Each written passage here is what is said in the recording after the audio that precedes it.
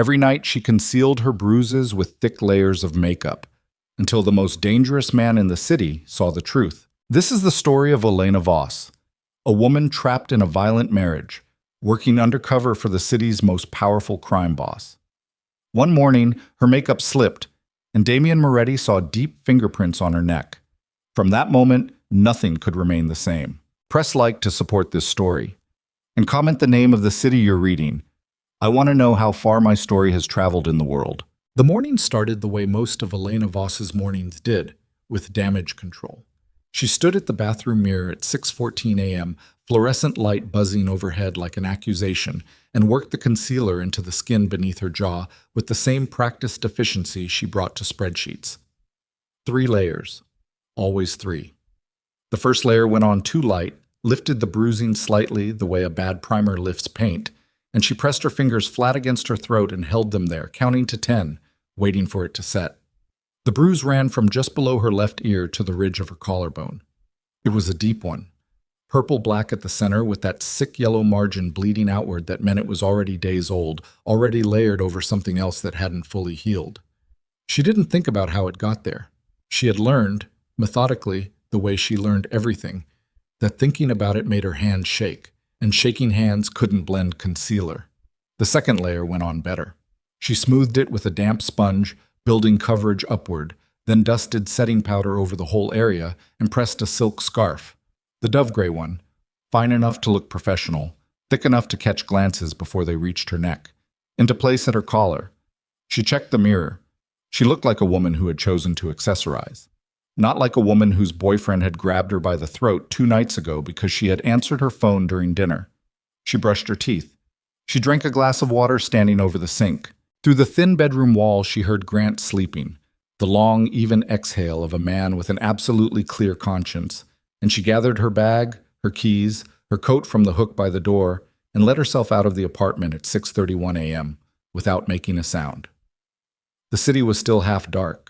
October had come in cold and mean this year, and the sidewalk outside their building, Grant's building, she always reminded herself, her name appeared nowhere in the lease, was slick with last night's rain, the kind of oily urban wet that turned every puddle into a smear of reflected neon.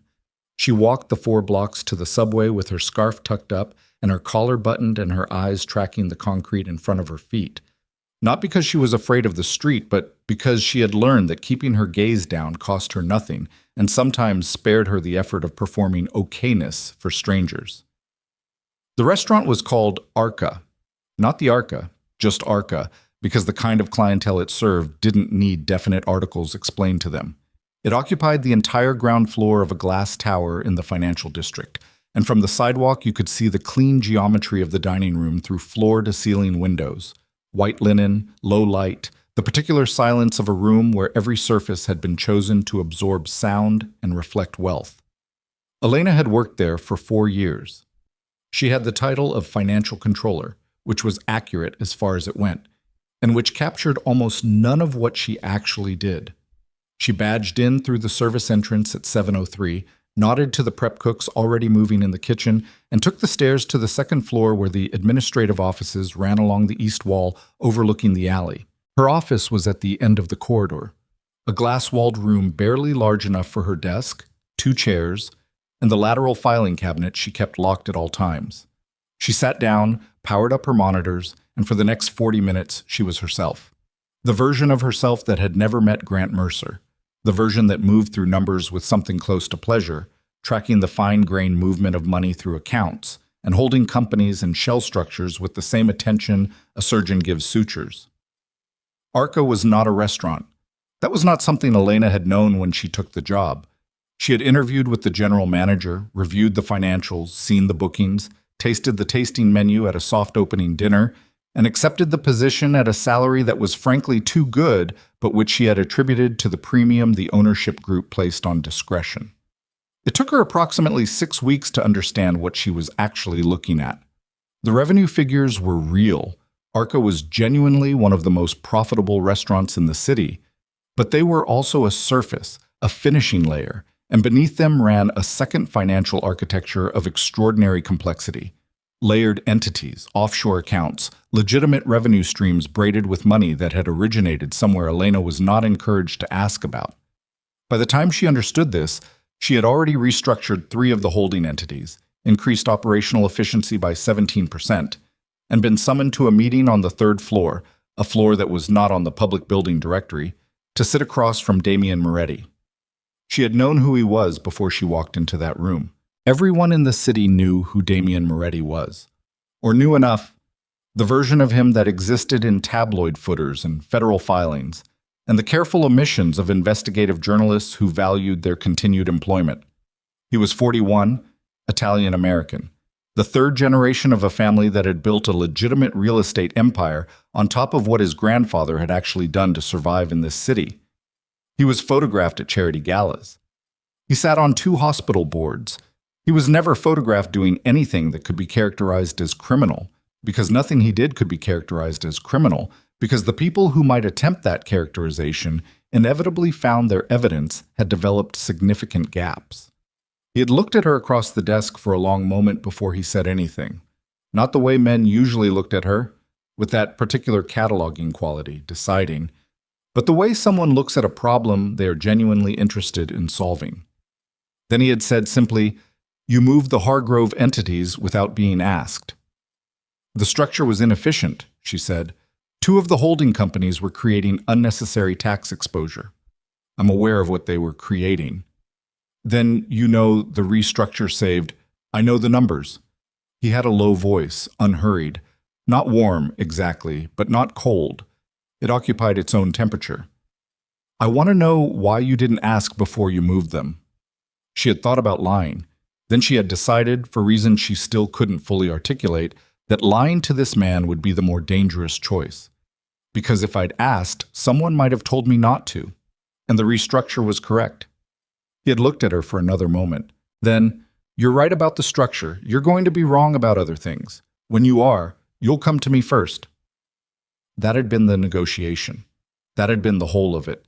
She had walked back to her office on the 2nd floor and sat down at her desk, and her hands had been steady, which she was obscurely proud of, and she had gone back to work. That was 2 years ago. In those 2 years, she had become indispensable, not in the way people who call themselves indispensable usually mean, but in the way a structural support is indispensable, the way a thing is load-bearing without being visible. She knew the architecture of Damian Moretti's financial world more intimately than anyone except Damian himself. She knew where the real exposure was. She knew which entities could withstand scrutiny and which needed to be dissolved before anyone looked too closely. She attended a financial review meeting on the 3rd floor every 2nd Wednesday, sat across the conference table from Damian and his operations lieutenant, Marco Reyes, and delivered reports with the same effect she brought to everything, direct, precise, without editorial. She did not socialize with them. She did not ask questions outside the financial scope. She did not think too hard about what the money had done before it arrived in the accounts she managed. She was good at not thinking too hard about things. It was, she had come to understand, her most developed skill. The Wednesday meeting that week was scheduled for 10 o'clock. Elena spent the first 2 hours of the morning working through the October receivables reconciliation, then gathered her printed reports. She always printed. Screens could be photographed. Paper could be shredded. And took the elevator to the 3rd floor at 9:52. The conference room was already occupied. Marco was at the far end of the table with his phone face down in front of him, and Damian was standing at the window with his back to the room, looking down at the alley below with the particular stillness he had. The kind that read not as patience but as the total absence of restlessness, as if he simply never needed to move until he decided to. He turned when she came in, gestured at the chair across from Marco. "You're early," Marco said. "I'm always early," Elena said, which was true, and sat down and opened her folder. The meeting ran the way it always ran. Elena walked through the receivables, flagged 2 anomalies in the coastal holdings accounts that she recommended addressing before year-end, discussed the tax position on the 3 entities they'd restructured in September, and answered questions. Damian asked precise, technical questions and absorbed the answers without comment. Marco asked fewer questions but watched her with the guarded attention he brought to everything. Marco Reyes had survived in Damian Moretti's organization for 11 years by trusting very few people and watching everyone else with professional skepticism. It was during the receivables summary, the second pass through the coastal figures, that it happened. She had tilted her head to reference a number on the lower half of the page, and the scarf shifted. She didn't notice immediately. She was in the numbers, tracking the thread of an explanation, and she didn't register the scarf's movement until she heard the quality of the silence in the room change. Not louder, not softer, but different in a way she couldn't name, and she looked up. Marco was looking at the table. Damian was looking at her neck. Not with shock, not with pity, with an expression she could not read because it wasn't an expression exactly. It was more like a deliberate subtraction of expression, the face of a man who has seen something and made an immediate decision about how to respond to it. And that decision is stillness. His eyes held hers for 1 second, 2, and then he looked back at the document in front of him and said, in the same tone he always used, "Continue." She continued.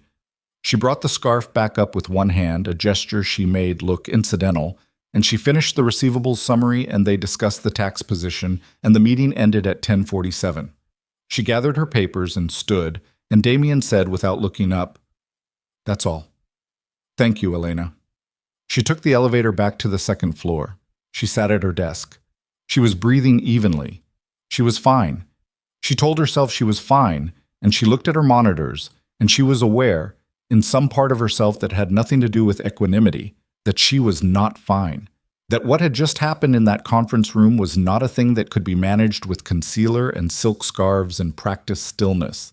That Damian Moretti had looked at the bruise on her neck with a face that showed nothing and eyes that showed everything, and that meant he was already thinking.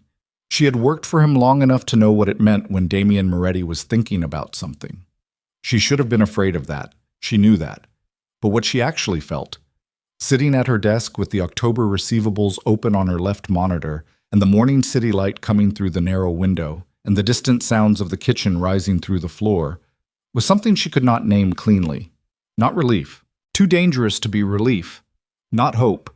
She was too old in her particular kind of suffering to be stupid enough to hope. Something between the two. Something that felt, at its edges, like the first small shift in a thing that has been locked for a very long time. She was still feeling it, an hour later, when her phone buzzed. Grant's name on the screen. A text, not a call, which meant his mood was controlled enough for text, but something had still prompted him to reach. "You left without saying anything this morning." She stared at the message. She knew the grammar of his moods well enough to translate this without effort. "You violated a rule. I'm noting it. Explain yourself or compound the violation." She typed, "You were sleeping, didn't want to wake you." 3 dots. Pause. "Meeting tonight at Hargrove. Won't be home until 10. Don't wait up." She exhaled slowly. A night alone in the apartment. She did the math automatically, the way she always did. What the night would cost her, what it would buy her, what the window of his absence meant in terms of sleep and quiet, and the particular luxury of eating dinner without monitoring herself for anything that might be read as provocation. She typed, "Okay. Have a good meeting." She set the phone face down and went back to the receivables. At 1:15 in the afternoon, Marco Reyes appeared in the doorway of her office. He didn't knock because Marco never knocked. He arrived in openings and waited, which somehow read as less intrusive than knocking, though Elena had never fully worked out why. "He wants to see you," Marco said. "Now?" "Now." She saved her work, locked her screens, and followed him to the elevator. The third floor was quieter than the rest of the building. The conference room where they held the Wednesday meetings was in the center of the floor, and to the east was the suite of offices that constituted the actual operational hub of everything Damian controlled. Rooms Elena had walked through but never lingered in, rooms where she had learned to keep her eyes appropriately narrow. At the far end, Damian's office occupied the corner with views east and north, glass on 2 sides, the rest of the walls lined with flat, dark shelving that held books and files and nothing personal. He was at his desk. He didn't look up immediately when she came in, and she had learned in 2 years not to be unnerved by this. It wasn't a power gesture, or not primarily. He simply finished what he was doing before he redirected. Marco stepped out and closed the door behind her. When Damien looked up, his expression was neutral, precise, the same face he brought to the Wednesday financials. "Sit down," he said. She sat. He looked at her for a moment. Not at the scarf, not at her neck, at her face. "How long?" he asked. She felt the question like a hand closing around her sternum. She kept her voice level. "I'm not sure what you mean."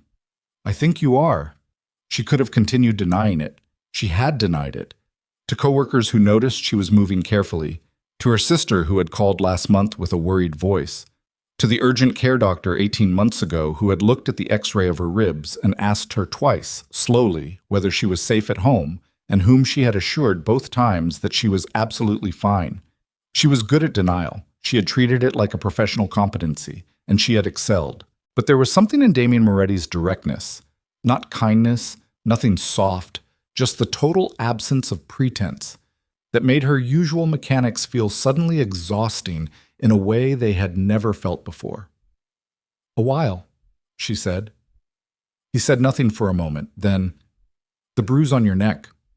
Those are fingers." It was not a question. She looked at the edge of his desk, the precise, clean edge of it. "It was an accident," she said, which was what she always said, which was the most structurally reliable sentence in her vocabulary. "Elena." She looked up. "I've been in rooms," Damien said quietly, "where men justify what they do to people weaker than them. I have heard every version of that word. Accident." He said it without inflection, not mocking, just precise. "I know what an accident looks like, and I know what a hand looks like." The silence that followed that sentence was unlike any silence she had ever sat inside. She was aware of her own breathing. She was aware of the city outside the glass, distant, indifferent, the way cities always are.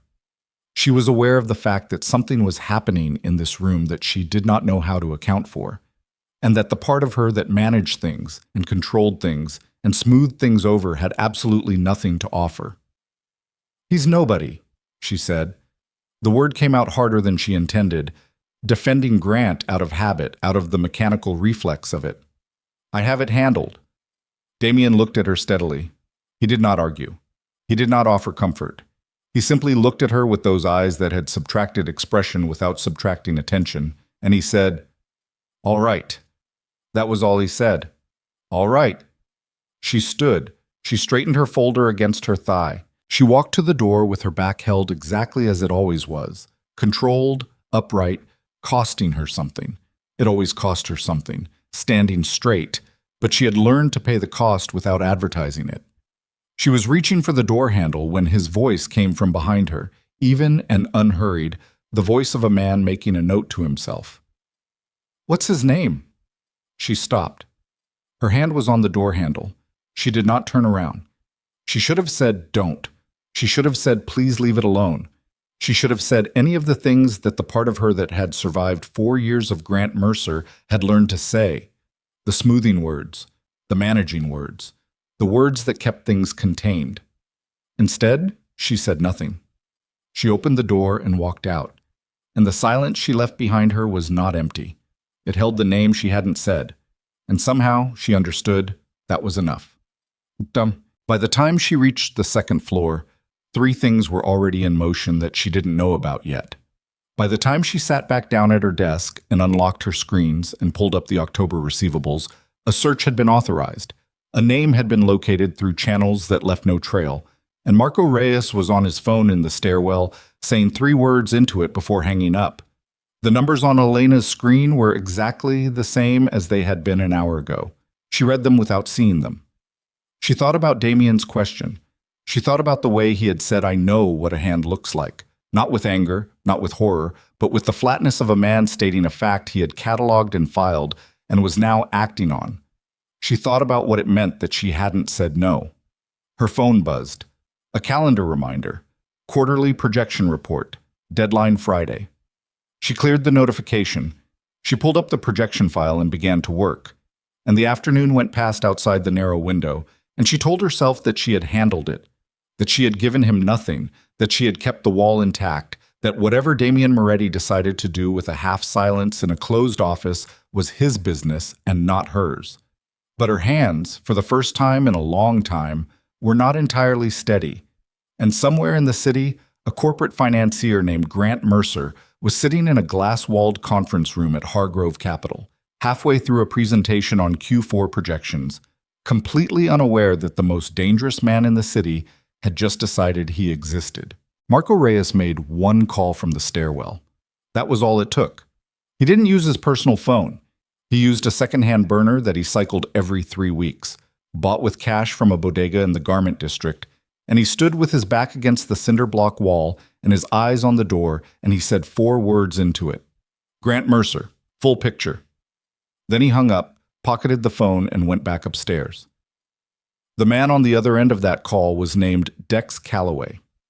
Dex was 44, former investigative accountant with a federal agency he no longer worked for, and he owed Damien Moretti a debt that couldn't be quantified in dollars, but which Dex had been quietly servicing for 6 years in the form of information. He was very good at finding things that people had gone to significant effort to hide. He was better at finding things about people who thought they had nothing to hide because they had never been looked at carefully before.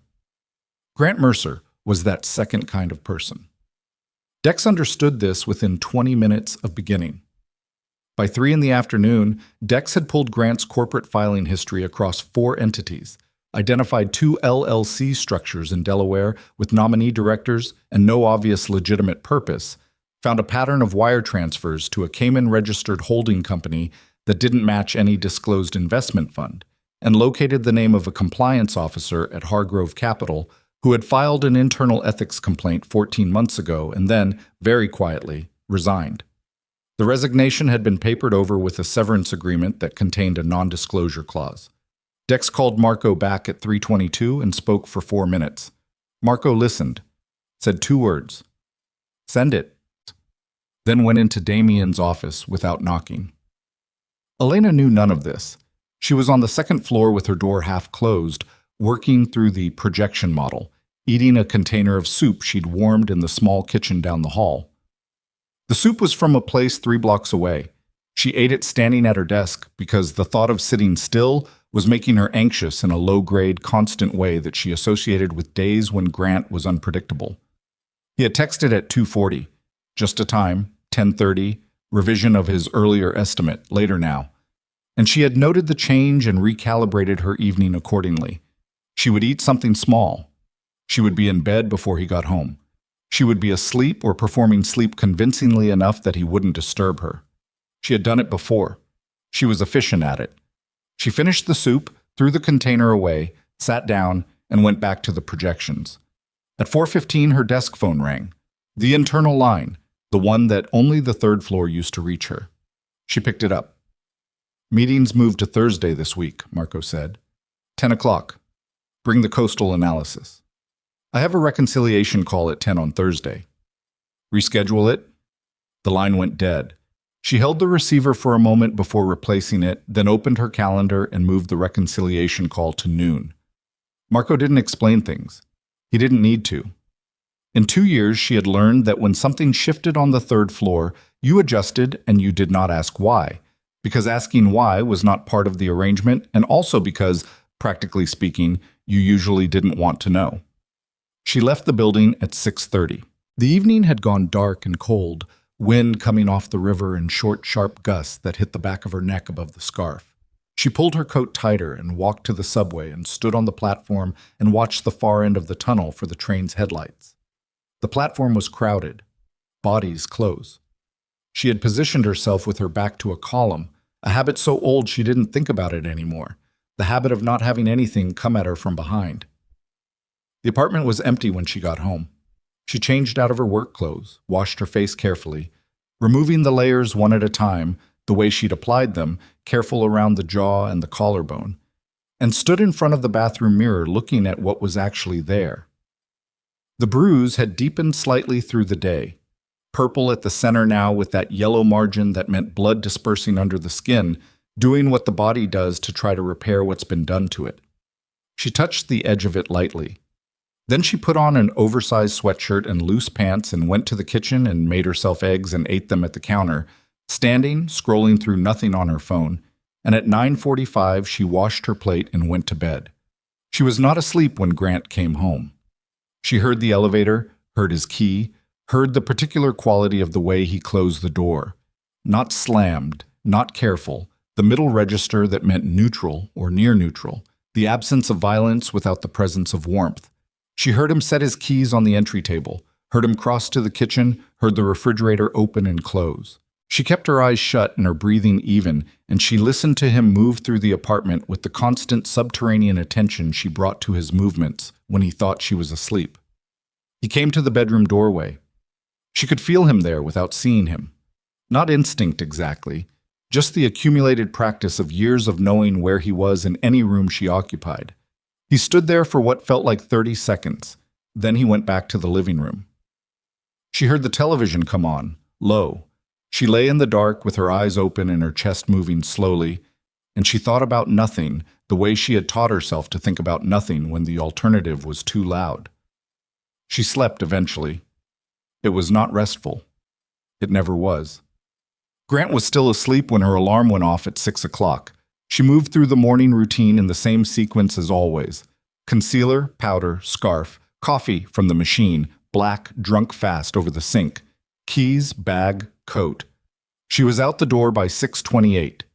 The second day was unremarkable until noon. At 12:03, Grant's assistant called him with news that the Cayman account he used as a clearinghouse for what he privately thought of as his secondary investment strategy had been flagged by the bank for a compliance review. Grant took the call in his office with the door shut and kept his voice even and told the assistant to get the bank's compliance officer on the phone immediately. He didn't get the compliance officer. He got a hold message, then a voicemail, then a call back from a junior associate who told him that the review was standard, that it had been triggered by an automated monitoring system, that it would likely resolve within 5 to 7 business days. Grant hung up and sat at his desk and felt the first thin edge of something he didn't quite have a word for yet. Not fear. He was not a man who defaulted to fear. More like the awareness that a system he trusted was behaving in a way he hadn't anticipated. He called his attorney. His attorney, a man named Pollard, senior partner at a corporate firm downtown, whom Grant paid an amount that ensured undivided attention, listened to the description of the flagged account and said slowly, "When did this come through?" "This morning." "And you haven't received anything in writing?" "Nothing yet." "Okay." A pause. "I'll make some calls. This is probably nothing, but don't move anything out of that account until I say so." Grant said he understood. He ended the call. He looked out at the city through his office glass. The clean midday light on the buildings, the grid of it, the geometry he had always found steadying, and he told himself this was nothing. Compliance flags happen. Banks were cautious. He had structured everything correctly. He believed this completely because he was a man who had never been looked at. That evening, Elena was still at her desk at 7 when she heard footsteps in the corridor that she recognized as Damien's. Unhurried, the weight of them particular, the way she had learned to identify him by sound, the way you learn any recurring pattern when your survival depends on pattern recognition. She looked at her screen. A moment later, he appeared in her doorway. He looked at her for a moment. He looked at the scarf. "Still here," he said. Not a question. Quarterly projections are due Friday. He came in and sat in the chair across from her desk, which he had never done before. The chair was for visiting accountants and junior staff who needed explanations. It was not a chair anyone used casually. He sat in it with the ease of a man who made himself at home in every room by the simple fact of being in it. "Tell me about your morning," he said. "Not the projections." She looked at him. "My morning was fine." "Your hands weren't steady in the 10 o'clock. She felt a spike of something. Not anger, not quite. More like the animal response to being observed more closely than you'd consented to. "I had a cold coffee. I was fine." "Elena." Just her name. The way he said it had no edge and no softness. It was simply precise, the verbal equivalent of a hand placed flat on a table. She set her pen down. She looked at him. "What do you want me to say?" "Whatever is actually true." What's actually true, she said with more flatness than she intended, is that I'm managing it. I've been managing it for a long time and I'm good at it, and I don't need. She stopped herself. You don't need what? Intervention. He said nothing. He's careful, she said, and hated herself slightly for explaining, for giving him the shape of it. He doesn't. It's not constant. It's situational. I know how to read the situations. That's not a defense. That's a description of a skill you shouldn't have had to develop. She opened her mouth, closed it.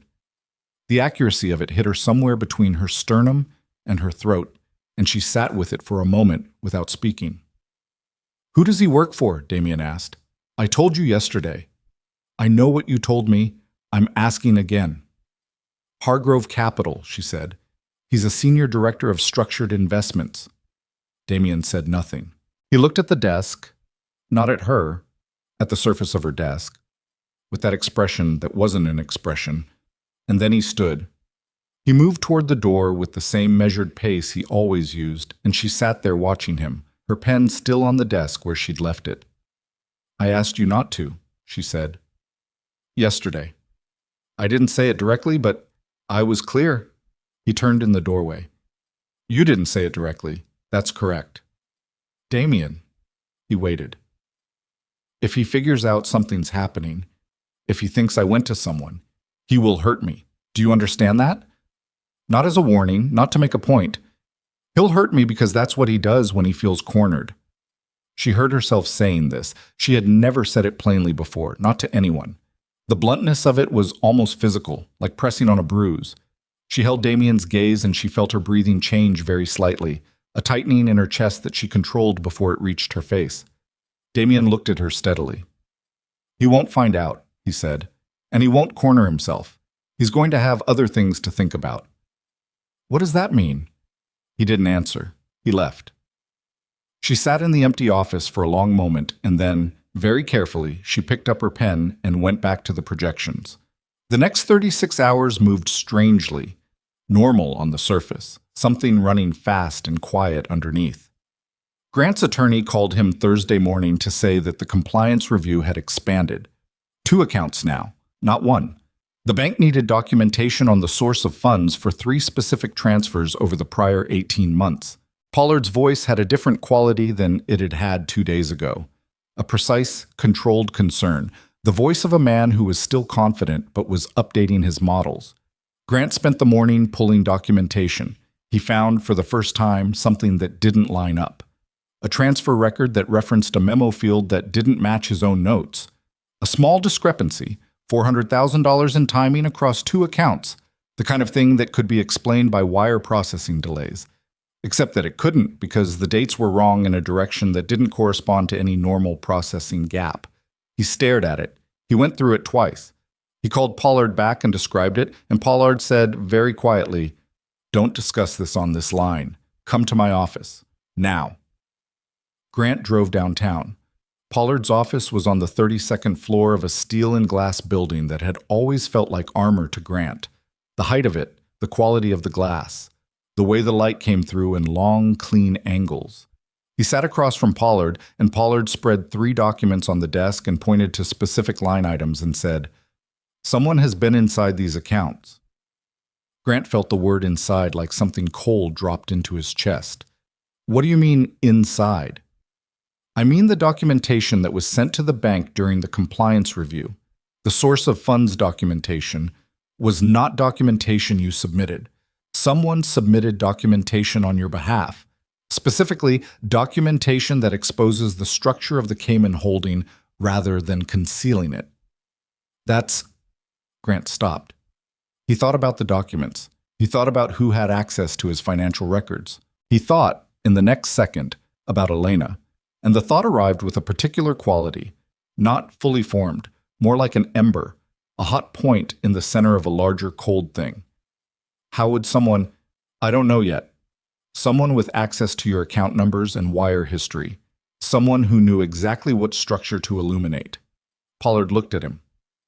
Grant, if this documentation has already reached the compliance department, there's a possibility it's going further, depending on what's in it. Grant sat very still. How much further? Pollard said nothing for a moment. How much further, David? I need you to tell me honestly, Pollard said, what's actually in those accounts. Grant looked at him for a long time. Then he said, get me a full reconciliation of everything that's moved in the last 3 years. Everything. I want it by tomorrow morning. He drove back to his building. He sat in the parking garage for 4 minutes before he got out of the car, which was unusual for him. He was not a man who sat. He moved, he acted, he decided. That was the architecture of how he operated.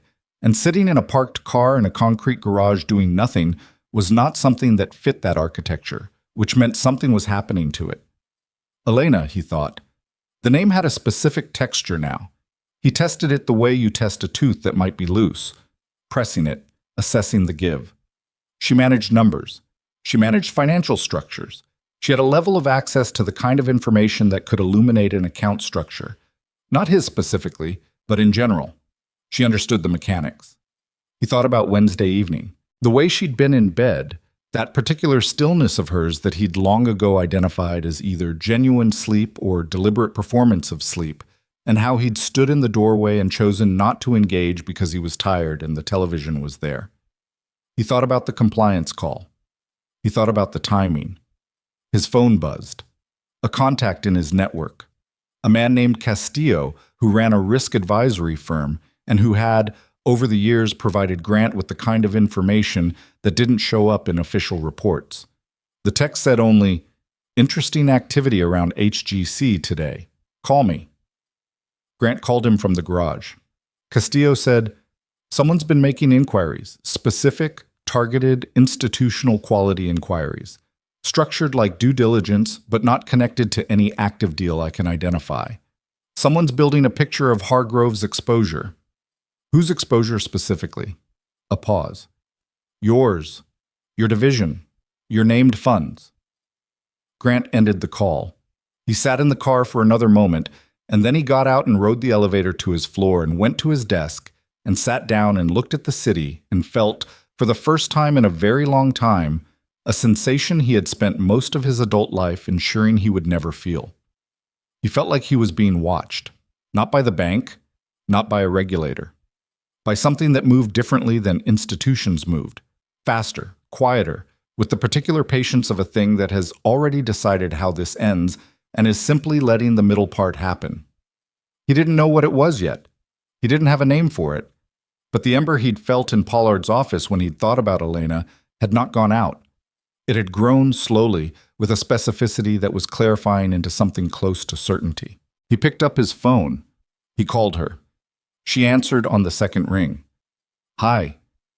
You're at work? Voice even. The voice he used when he had already decided something but wanted information first. Yes. I'm finishing projections. When are you leaving? Not a question. She heard the distinction. He knew she heard it. 7, maybe. Depends on... I'll be home at 7:30, he said. Be there. He ended the call.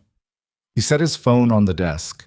He looked at the city again and thought about what it would mean if Elena had given someone access to something, had said something to someone, had, through stupidity or desperation or something worse, connected herself to whatever was pulling at the threads of his life. He was very calm about this. That was the thing people who had only seen him in professional settings never understood. His calm was not the absence of violence. It was the condition under which violence became most precise. Elena stared at her phone after the call ended. The screen went dark and she stared at the dark rectangle of it. And she knew, the way you know things you don't want to know, with your body before your mind finishes the sentence, that something had shifted in Grant's understanding of the world. She had heard it in the 4 words, I'll be home at 7:30, not I'll be home around 7:30. No approximation, no softness. A time and a directive and nothing in between. She looked at the time on her screen. It was 6:44 p.m. She had 46 minutes.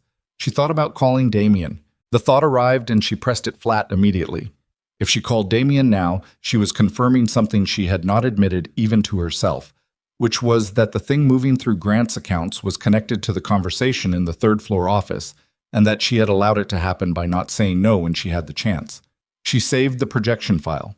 She shut down her monitors, she gathered her bag and coat and stood, and she thought, go home, face it, manage it the way you always manage it. She was at the elevator when her phone buzzed. Not a call. A text from a number she didn't recognize. An unknown number, no contact, just 10 digits and a message of 4 words. Don't go home tonight. She read it twice. She stood at the elevator with her bag over her shoulder and the coat half on, and she read those 4 words and felt every system in her body go very, very still. The elevator opened. Empty. She stood looking at it. The doors closed again. She was still standing there when her phone lit up with Grant's name. Not a text this time. A call. She let it ring. 4 times. 5. She stood at the elevator bank with her thumb hovering over the screen, and she let Grant's call ring out to voicemail. And then she stood in the corridor, silence that followed, and listened to her own pulse in her ears. The unknown number's text was still open on her screen. Don't go home tonight. 4 words, no punctuation, no explanation. She stared at it like she could excavate meaning from the font, and then she did the thing that her body had been making a case for since the moment she read it. She walked back down the corridor away from the elevator, back toward her office, not running, not fast, but moving with the specific intent of a woman who has decided that whatever is waiting at 7:30 is something she is not ready to walk into alone. Her office was dark. She hadn't left a light on. She went in without turning one on and stood at the window that looked into the alley below, the narrow brick channel of it, a single sodium light at the far end making the wet pavement orange, and she called the unknown number back. It rang once. Marco said, "Don't go home." She closed her eyes briefly. "How did you get this number?" "We have your employment file." "Marco." She kept her voice below the level that carried. "Tell me what's happening." Mercer made 3 calls in the last hour, one to his attorney, one to a private risk firm, and one to a private number we haven't fully identified yet. The tone of those calls suggests he's made a connection. The word connection sat in her chest like a coal. A connection to what? To the account activity. And to you. She put her free hand flat against the window glass. Cold. The chill of it moved up through her palm. "I told him," she said, low. Not to Marco specifically, more to the air in the dark office. "I told Damien this would happen." "We move faster than we anticipated. Mercer's smarter than the profile suggested." "He's paranoid," she said. "It's not the same as smart. He's been building exits for years because he's always been afraid someone would look." She stopped. "He's going to think I gave someone access." "Yes." "He's going to come home and he's going to—" "Marco, you need to understand when he thinks someone's moved against him." "I know." "You don't know." The sharpness in her voice surprised her. "You know a category. You don't know the specific thing. He doesn't yell. He doesn't warn you. He gets very quiet and very close, and by the time you understand what's coming, you're already in it."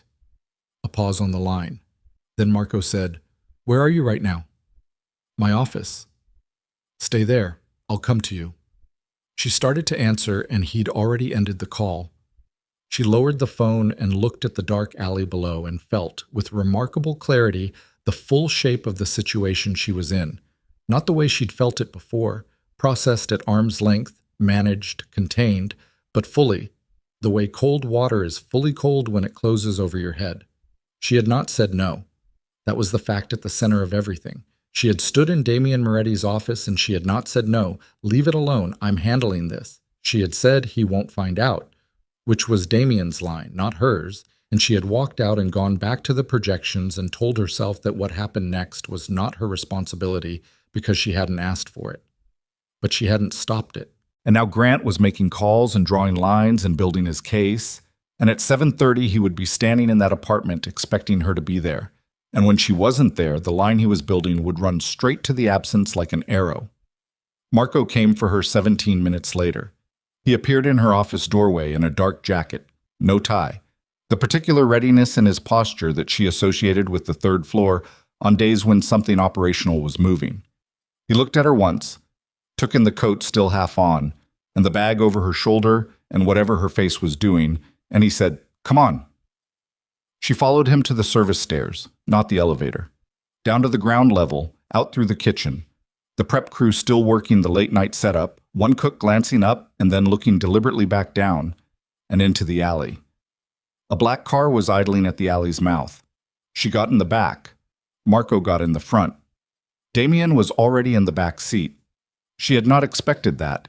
She controlled the reaction, barely, and sat, and the car moved, and the city went past the windows, and Damien looked straight ahead for a moment before turning to her. "Are you hurt?" he said. "No. I was at the office." "I know where you were." He looked at her. "I'm asking about the last several days, not the last several hours." She understood the question. She felt it move through her in a way she didn't have language for. The precise, contained concern of it. Nothing dramatic, just the question asked directly, "Are you hurt?" the way you'd ask someone if a wound had reopened. She said, "I'm managing." "Elena, there's a bruise on my neck and 3 older ones on my ribs that I've been managing for 11 days. They're not serious. I know what serious looks like." She heard herself say this and felt a particular kind of exhaustion that had nothing to do with the hour. "I've gotten good at the taxonomy." Damien said nothing for a moment. The car turned north. "Mercer's attorney met with him this afternoon," he said. "The documentation that went to the bank compliance department was more complete than Marco intended. It exposed the Cayman structure in a way that creates federal interest, not just internal review." She turned to look at him directly. "What does more complete than intended mean?" Marco's eyes found her in the rearview mirror, then moved away. "It means," Damien said, "that a second packet of documentation was submitted concurrently with the first. We didn't send the second packet." The car was quiet. She heard the city outside, a horn, the hiss of wet tires on pavement, and she looked at Damien's profile in the passing light, the clean geometry of it, and said, "Someone else is moving against him." Yes. Someone who knew the account structure. Someone who knew to submit to the bank compliance at the same moment your people did. Yes. She thought about this. The shape of it was wrong in a specific way. Not wrong like a mistake. Wrong like a second design overlaid on the first. 2 architectures occupying the same space and creating something neither of them had planned for. "Who?" Damien said. "The compliance officer, the one who resigned from Hargrove 14 months ago." She stared at him. "She's been building a case." "For 16 months. She had the account numbers, she had wire records she'd copied before she left, and she'd been waiting for the right moment to submit to someone with enough institutional weight to make it stick."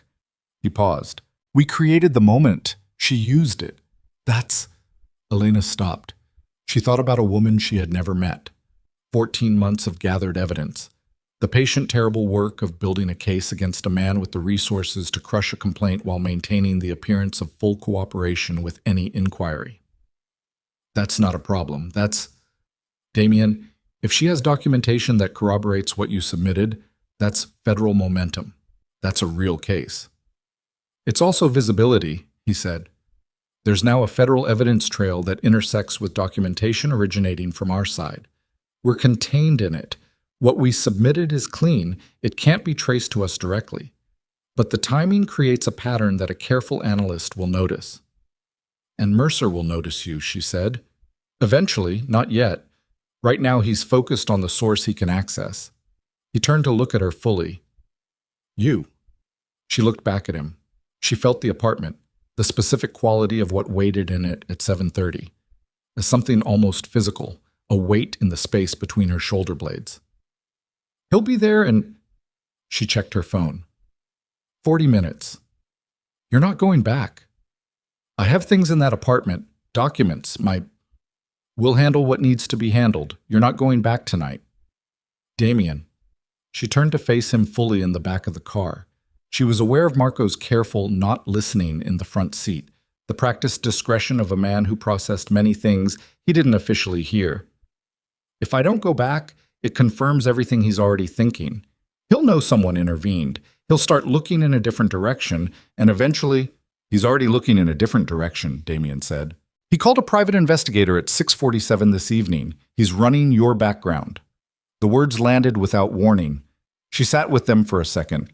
The image of it, Grant methodical and cold and already several moves ahead of where she'd thought he was, pulling her life apart with professional tools while she stood in a dark office, looking at an alley. "What will they find?" she said. It came out quietly. "Nothing about us. Your employment record is clean, your financial history is clean. What they'll find is your sister in Portland, your lease history, your previous employment, normal architecture." He paused. "What they'll also find is that you've had 3 urgent care visits in 2 years for injuries consistent with what you've been concealing." Her hands were in her lap. She looked at them. "Those are under different contexts. I explain them each time as, I know what you explained them as, a PI with access to those records and a client who is already convinced you've moved against him won't care what you explained. He'll take the pattern and he'll go home and he'll use it." She felt something she couldn't name move through her sight. Not fear exactly, past fear, the place that's on the other side of fear, where things go very quiet and very bright, like the world has increased its resolution right before something breaks. She looked at her hands in her lap, and she thought about 11 days ago, about the specific moment in the kitchen when she had reached across the counter for her phone, and Grant's hand had come from nowhere. Not from anger. She had done nothing. The anger had come first, and the reaching for the phone had simply been the available object, and she thought about the sound her back had made against the counter, and the way she had slid down it and sat on the kitchen floor and listened to him walk away. She had cleaned up the kitchen after. She had finished making dinner. "He's going to hurt me," she said. Flat. Not a question, not a plea, just a statement being made the way you state a structural fact about load and weight and failure. "If I go back, he's going to hurt me badly enough that the next urgent care visit is the last one." Damien said, "I know." "And you moved too fast. You exposed his accounts, and it pushed him past the point where he was managing his control, and now he's running me like a problem to solve, and whatever he finds is going to go straight into his hands tonight." Yes. He didn't deflect it. He didn't manage it or mitigate it. He sat with the accuracy of what she'd said the way he sat with accurate financial assessments. Directly, without flinching from the number. She looked at him. She felt, in some strange and uncategorizable way, that this was the most honest conversation she had had with another person in 4 years. Not kind, not comfortable, but honest in the specific way that honesty is when someone stops arranging the truth to make it easier for you to hold. "What happens now?" she said. "Tonight, you're at the Coastal House. My staff will arrange what you need. Tomorrow." Her phone rang. Grant's name on the screen. The time was 7:22, 8 minutes early. She looked at the phone. Damien looked at it. The car moved through the city, the lights going past the windows in long amber smears. "Don't answer it," he said. "If I don't answer it, I know." She declined the call. She placed the phone face down on the seat beside her, and she felt the declined call, like a door she'd just locked from the outside with herself on the wrong side of it. Grant would note the decline. He would note the time and the unanswered call from the apartment and the absence that the super could confirm if he walked the floor, and he would build from those data points with the cold, systematic intelligence he'd always brought to problems. He called again at 7:24. She declined it again. At 7:31, a text. "Where are you?" She read it and did not respond. Her hands were steady. She was mildly surprised by this. At 7:38, another text. "You need to come home. Right now. We need to talk." Marco said from the front seat quietly, "He's accessed the building security log. He knows you badged out at 6:30. She turned to look at Damien. "You have access to his building systems." "We have access to the fact that he just pulled your office building security log through a contact at the property management company," Marco said, "which tells us what he has and what he's doing with it." Grant now knew she'd left work at 6:30. He now knew she'd had over an hour to get home and hadn't arrived. He would be running the geometry of that hour against the PI's preliminary report and against his own knowledge of her habits and against the terrible focused intelligence of a man who is genuinely afraid for the first time and is converting that fear into action because action is the only mode he has. Her phone lit up again. Not Grant's number this time. A number she didn't recognize, different from Marco's burner. A 212 area code, no contact.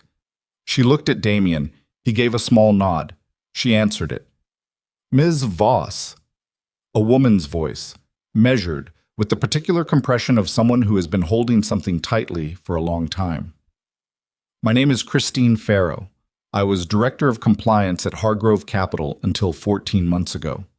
Elena went very still. I know this is unexpected, Christine said. I know you don't know me, but I have reason to believe you know Grant Mercer in a way that isn't professional, and I have reason to believe that tonight is a dangerous night for you specifically. A pause, the quality of which was not dramatic.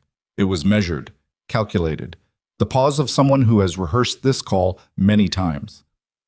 I also need you to understand that the federal documentation I submitted this afternoon names you as a potential witness to financial conduct at Hargrove. Not as a subject, as a witness, but that distinction only holds if you're available to cooperate. Elena found her voice. You've been building this for 16 months. 18. The resignation came at month 16. I needed 2 more months to get the account documentation into a form that was legally submissible without implicating the firm I'd hired to verify it. You waited until someone else made a move. I waited until there was enough institutional noise around the accounts that my submission would land in a context rather than in isolation. Solo whistleblower reports get buried. Reports that arrive concurrent with ongoing bank compliance actions get escalated. A beat. I don't know who created the initial compliance trigger. I want to be clear that my submission was independent. Damien was watching her. Elena looked at him and said to Christine Farrow, what do you need from me? Right now? Tonight? I need you not to go back to that apartment because Grant Mercer spent 20 minutes on the phone 45 minutes ago with a man named Ruiz who runs private security for 3 financial firms in this city, and based on what I can hear in the traffic around Mercer's communications, he has asked Ruiz to locate you and bring you home. The word bring landed with its full implication. Elena felt it arrive in her chest and settle there, cold and precise.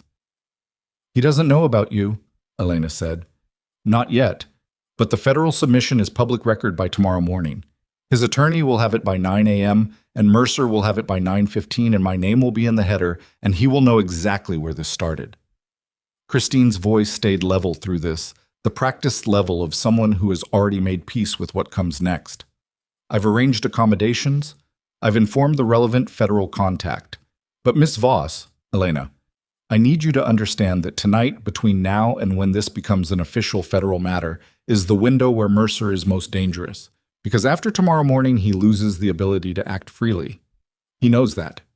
And men who know a window is closing act before it closes, Elena said. Yes. She lowered the phone slightly. She looked out the window at the city, the buildings going past, the grid of lit windows in the dark. All those rooms full of people inside lives that weren't this one, lives where the evening was just the evening. Then she raised the phone again. I can't tell you who made the initial compliance trigger, she said. I want to be clear about that. I'm not asking, and I'm not a subject. You're a witness, a material one. What you know about his financial structures from your professional capacity, not from any illegal access, just from the professional relationship, is significant. Elena closed her eyes briefly. She thought about 4 years of Grant. She thought about the kitchen floor and the sound her body made against the counter and the 3 urgent care visits and the concealer she had gotten so efficient at applying that she could do it in 6 minutes flat on a bad morning. She thought about Damien sitting 18 inches away from her in the back of a moving car, not touching her, not performing concern, just there, present in the specific unremarked way that a structural thing is present, weight-bearing without display. She said to Christine Farrow, I'll cooperate. A long exhale on the other end of the line. Not relief exactly, more like the sound of a very long-held breath being partially released. Thank you. I'll be in contact tomorrow with the federal... The car stopped. Not gradually. It stopped with the sudden specific quality of a driver reacting to something in front of them, and Elena's hand went to the door handle instinctively, and Marco said from the front seat very quietly, We have a problem. She looked through the windshield. They were at a red light on a cross street she didn't immediately recognize. Mid-40s, East Side, the kind of block that was half parking structures and half dark storefronts. A black SUV had pulled across the intersection at an angle that was not an accident. A man was getting out of the passenger side of the SUV. He was large, wearing a dark jacket, and he was walking toward their car with the unhurried pace of someone who has already done the math and likes the numbers. Marco's hand moved. Damien's hand was already on his phone. Elena said, into the phone she was still holding, "Christine, I need to call you back." She ended the call. She looked at Damien. He was looking at the man walking toward them with an expression that was, and she understood this in the way you understand things about a person after 2 years of careful, proximate observation, not alarm. It was something cooler than alarm and more focused, the expression of a man for whom this kind of confrontation is not a surprise but a variable that has simply arrived ahead of. The man walking toward their car was named Ruiz. Elena didn't know that yet. She knew the width of his shoulders and the way he moved, the flat economy of someone who has done physical work for a long time and stopped needing to perform it. And she knew the black SUV was still positioned across the intersection at an angle that blocked the obvious exit, and she knew that the driver of their car, a man she'd seen twice before and whose name she didn't know, had gone very still in a specific way that was not paralysis, but readiness. Damien said one word. Marco. Marco was already out of the passenger door. He didn't run. He walked to intercept Ruiz at the midpoint between the two cars, hands loose at his sides, and Elena watched through the windshield as the two men stopped 2 feet apart, and Marco said something she couldn't hear through the glass. Ruiz looked past him at the car, at the back seat, at her. She held his gaze. She didn't look away. Ruiz said something back to Marco. Marco didn't move. There was a stillness to it that was almost formal. 2 men in a street negotiating the terms of something that had not yet become physical, each of them running the math on whether it was going to. Damien's phone was already at his ear. He was speaking low and fast in a register she couldn't parse, not the tone he used in meetings, something below that, something she hadn't heard before. He ended the call in under a minute and said to the driver, "Reverse. Take the alley." The car went backward. The driver did it without hesitation, smooth and fast, steering with one hand, and Elena grabbed the door handle as the car swung into the narrow alley entrance behind them. She looked through the rear window, Marco still standing in the street, Ruiz watching the car go, not following yet, and then the alley wall blocked her sightline and the car was moving through the dark, narrow channel of it, the side mirrors clearing the brick walls by inches, and she turned forward. "Is Marco—" "Marco handles himself," Damien said. "That's not an answer. It's the answer that's available." He was looking forward, watching the alley exit coming up, a sliver of lit street at the end of it. "Ruiz works for 3 firms. I know who he answers to. Marco is making that conversation productive." "What does that mean?" "It means Ruiz will take a call in approximately 90 seconds and decide his client's request falls outside his professional scope tonight." She looked at him. "You called someone who outranks his client." "I called someone who reminds Ruiz that he has a business that exists in this city and that business requires ongoing goodwill from certain parties." He glanced at her briefly. "Ruiz is a pragmatist. He'll make the right calculation." The car came out of the alley and turned west. The driver picked up speed. The city moved past in the way it did when you were going somewhere with intent. Not the ambient drift of an evening ride, but the directed motion of exit, the buildings going by faster, the lights streaking. Her phone buzzed. Grant's name.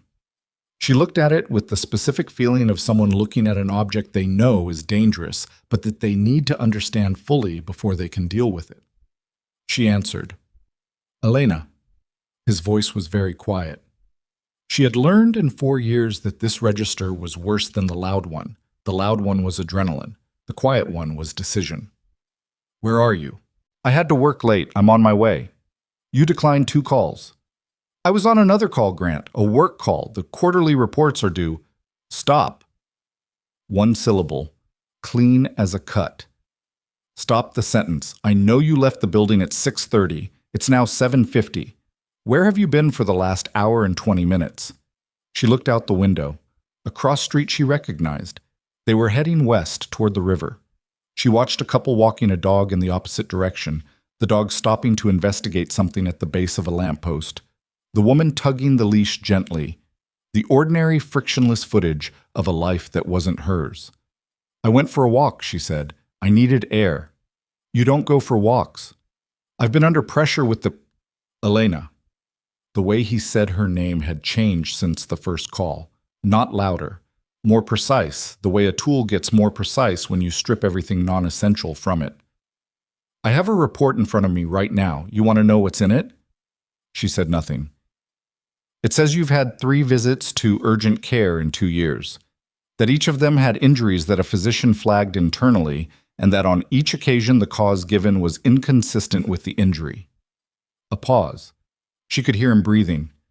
"This report says that a careful review of those records, combined with your current employment, raises questions about who you're talking to outside our relationship." The word relationship in his mouth was a specific kind of obscenity. "I don't know what you're implying," she said. "I'm not implying anything. I'm going to ask you directly, one time, and you're going to answer me directly one time, and that's how this is going to go." A beat. "Have you discussed my financial accounts with anyone connected to your employer?" She was aware of Damien 3 inches from her in the back seat, not looking at her, giving her the particular privacy of averted attention while being completely present.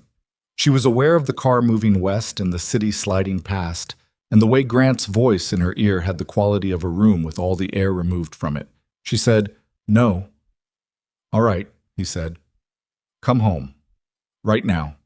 We'll talk about the urgent care visits, and we'll talk about your employment, and we'll figure this out together." The word together was worse than anything else he'd said. "I'll be there soon," she said. "How soon?" 20 minutes. "I'll be here," he said, and ended the call. She lowered the phone. Her hand was steady.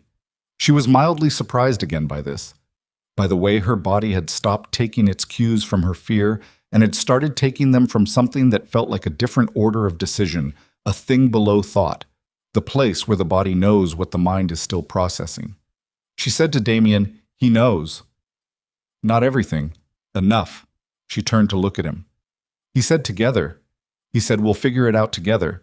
That means he's past the point of trying to manage me with distance. He wants me in that apartment where he can— She stopped. She felt the end of that sentence in her body and didn't say it out loud. Damien looked at her. "You're not going back." "I know I'm not going back." She heard the edge in her own voice. Not at him, not quite, more at the situation, at the whole architecture of the last 4 years that had brought her to the back of this car saying these sentences. "I know that. But he's not going to stop. He's going to escalate, and he's going to keep escalating until he has an answer that satisfies him. And the only answer that satisfies him is one where I'm inside the apartment and he's standing between me and the door." Damien said, "Let him escalate." She looked at him. "Let him push," Damien said. "The further he pushes tonight, the more he creates. Every call he makes, every contact he reaches out to, every move he makes to locate you or apply pressure, all of it is going into a record. Christine Farrow's federal contact is monitoring his communications from the authorized intercept they opened at 6 p.m. tonight." She stared at him. "There's an active federal intercept on his communications. There has been for approximately 4 hours. The bank compliance action combined with Farrow's submission was sufficient for emergency authorization." He paused. "Everything he's doing right now, including the call he just made to you, including the PI report, including Ruiz, is on record. He's building his own case against himself." She sat with this for a moment. She thought about Grant in the apartment, the specific image of him, jacket still on probably, sitting on the couch or standing at the window, quiet and focused the way he was when he was past anger and into resolution. The way he'd been the night 11 days ago that ended with her on the kitchen floor. She thought about him being that version of himself while federal agents with authorized intercept capability listened to every call he made, and she thought about the strange, vertiginous feeling of knowing that the most dangerous version of him was also, for the first time, the most visible. "He's going to figure out there's an intercept," she said. "His attorney will figure it out by tomorrow morning. Tonight he doesn't know. So tonight he pushes into a record that doesn't help him." Damien's voice was even, factual. And tomorrow his attorney tells him he has a federal evidence problem and a bank compliance problem and a parallel submission from a former employee with 16 months of documentation, and the question of where you are becomes significantly less actionable than the question of how he survives the next 6 months. She exhaled, long and slow, the kind of breath that comes from somewhere deeper than the lungs. "You planned this," she said. Not an accusation, a recognition. "We moved the pieces we moved," Damien said. "Farrow moved hers independently. The federal timeline accelerated faster than we anticipated because the intercept authorization came through earlier than expected." He looked at her steadily. "What I planned was that you would be safe tonight. The rest adjusted around that." The car crossed an intersection, and she recognized the street. They were heading toward the bridge, toward the coast road, away from the city's interior. She felt the shift in direction as something almost physical, the way the car was moving now, oriented toward open water and distance instead of the dense, compressed grid of downtown. Her phone rang again. Not Grant. Marco's burner. She answered. "Ruiz stood down," Marco said. "He's withdrawn. Mercer called him twice in the last 10 minutes and Ruiz didn't pick up." A pause. "But Mercer made another call 3 minutes ago. I don't recognize the number. Dex is running it."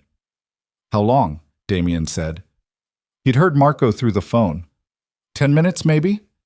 "We're clear on the bridge approach?" "Should be. I'll be 20 minutes behind you." The call ended. She looked at the river coming into view ahead of them, the wide, dark span of it, the bridge lights making long reflections on the black water. She thought about the apartment. She thought about Grant sitting in it, the specific silence of his waiting, the way he could be completely still for very long periods, and how she had come to associate that stillness with a threshold being approached rather than with peace. She was never going back to that apartment. She understood this now, with the full weight of it, not as a plan or a hope, but as a fact that had simply finished arriving. The way water finally overflows a vessel, not because of the last drop specifically, but because of every drop before it. "I want to know what the other call was," she said. Damien nodded once. "We'll know." They crossed the bridge. The city fell behind them, and the coast road opened up in front. The ocean somewhere to the left in the dark. The sound of it just barely audible when the car slowed for a curve. She sat back against the seat for the first time since she'd gotten in. Dex called Marco at 8:23. Marco called Damien directly. Damien put it on speaker.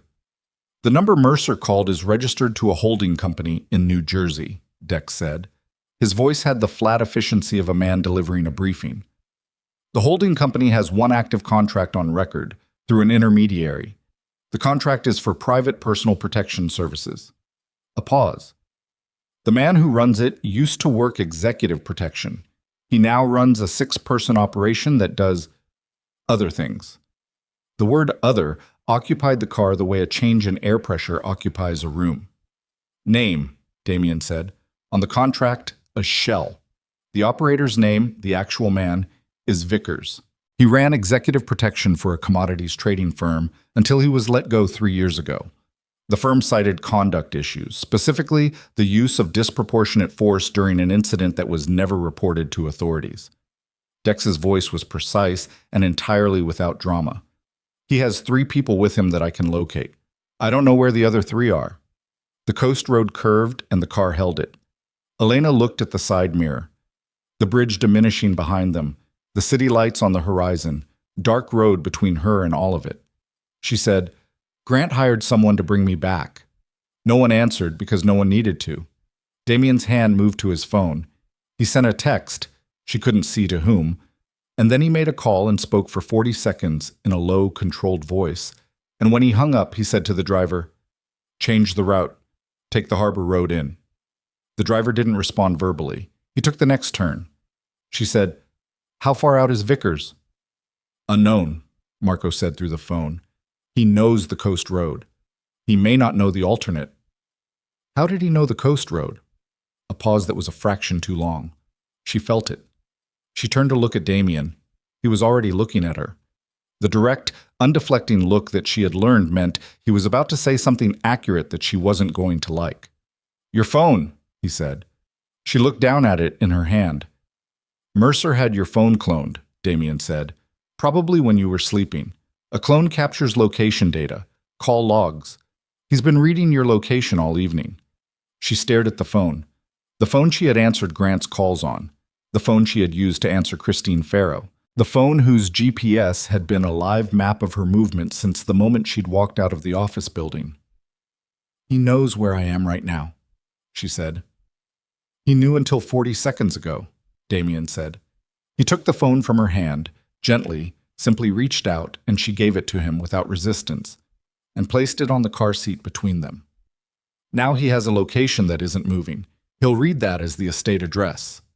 He looked at the driver. How long on the harbor route? 22 minutes. Make it 15.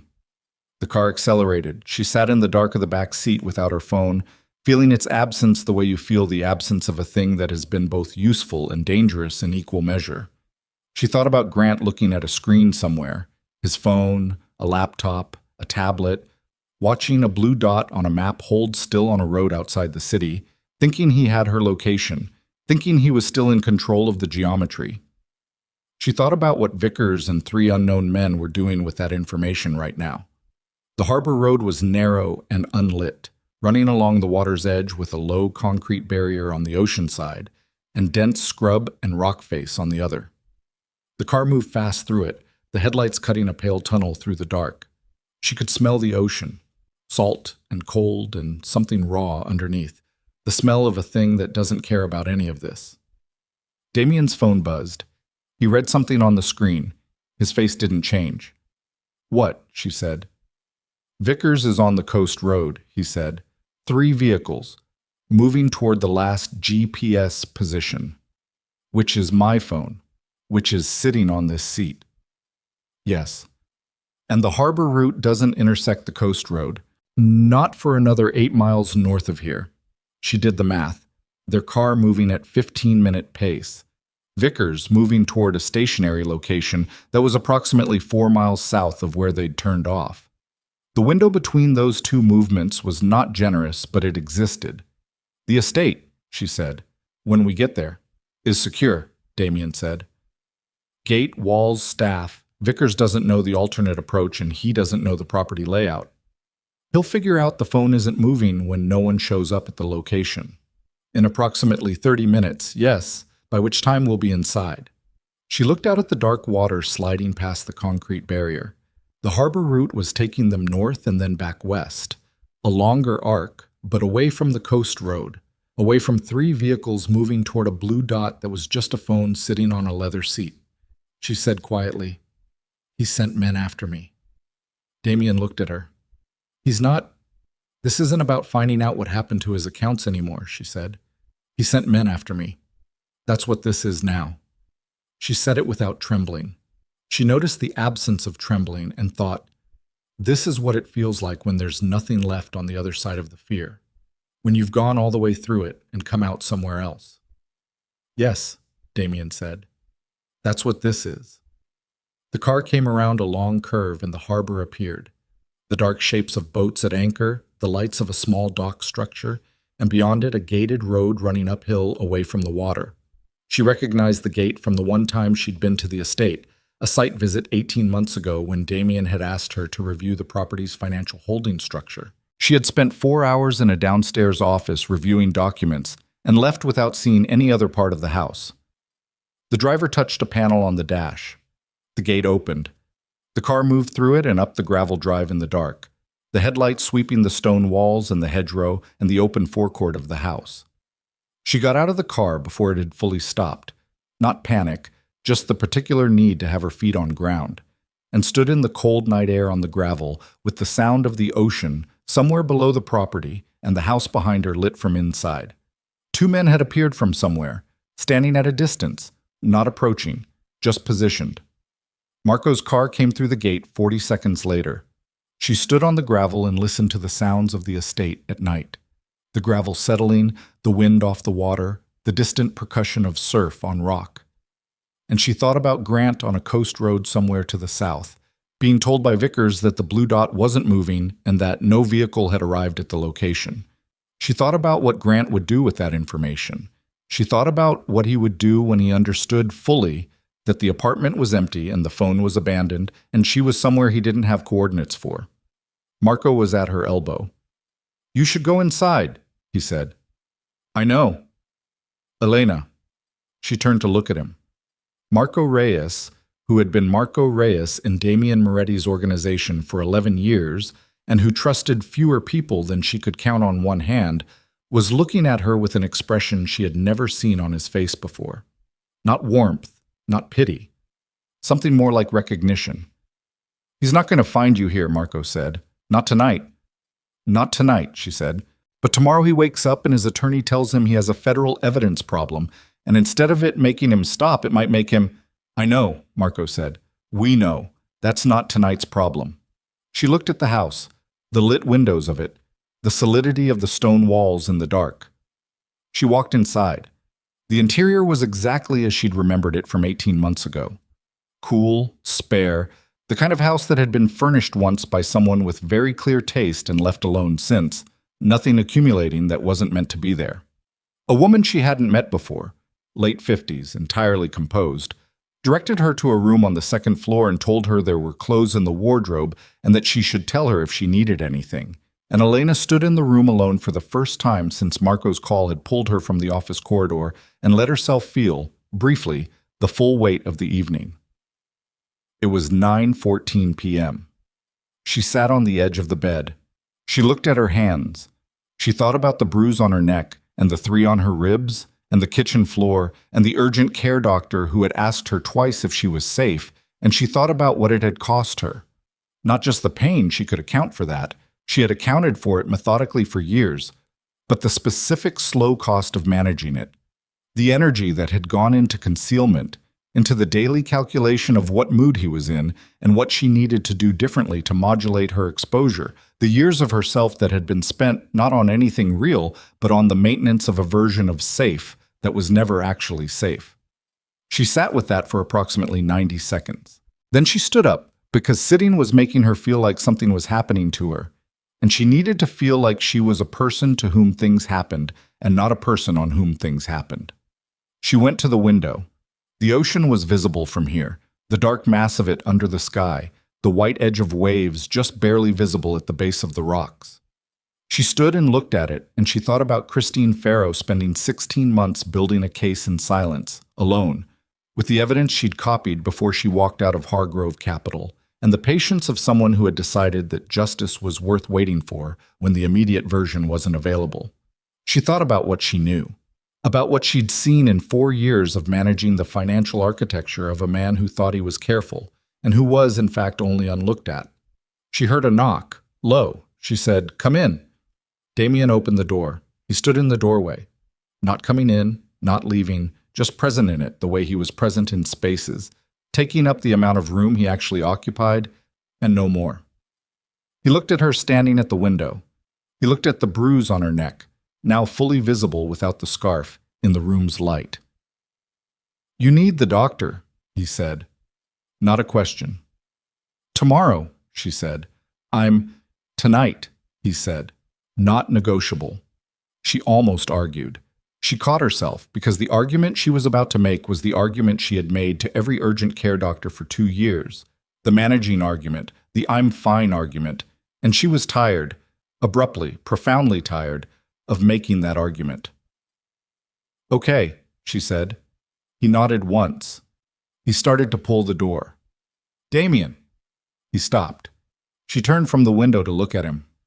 "The other call, the one from Vickers that Grant made. Does he know about the estate? Not from the GPS. Does he know it's connected to you?" A pause. "He may," Damian said, "by tomorrow morning, when his attorney has the full picture of what's been submitted to federal authorities, he'll know who the submission is adjacent to. He'll be able to make connections." He held her gaze. "Which means tomorrow is a different kind of day than tonight." "What kind of day?" Damian looked at her steadily. "The kind where he stops trying to recover what he's lost and starts deciding whether to burn what he—" The doctor came at 10:15. She was a woman named Reyes. No relation to Marco. She said this without being asked.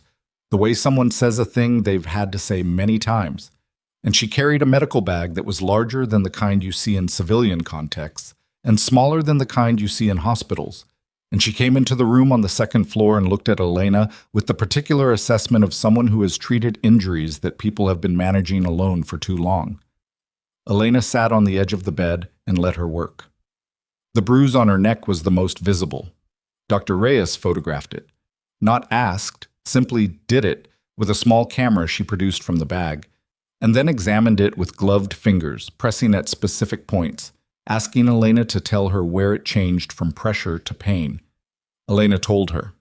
The doctor noted something in a small notebook and moved to the ribs. 3 of them, 2 on the left side and 1 on the right. The right one was the oldest, 6 weeks, maybe more, healed into a low persistent ache that Elena had stopped registering consciously the way you stop registering the sound of traffic when you live near a highway. The 2 on the left were from 11 days ago, the kitchen floor, and when Dr. Reyes pressed the lower one, Elena's breath went short involuntarily. That one's still moving, the doctor said. Not accusatory, clinical. I know. You've been binding it?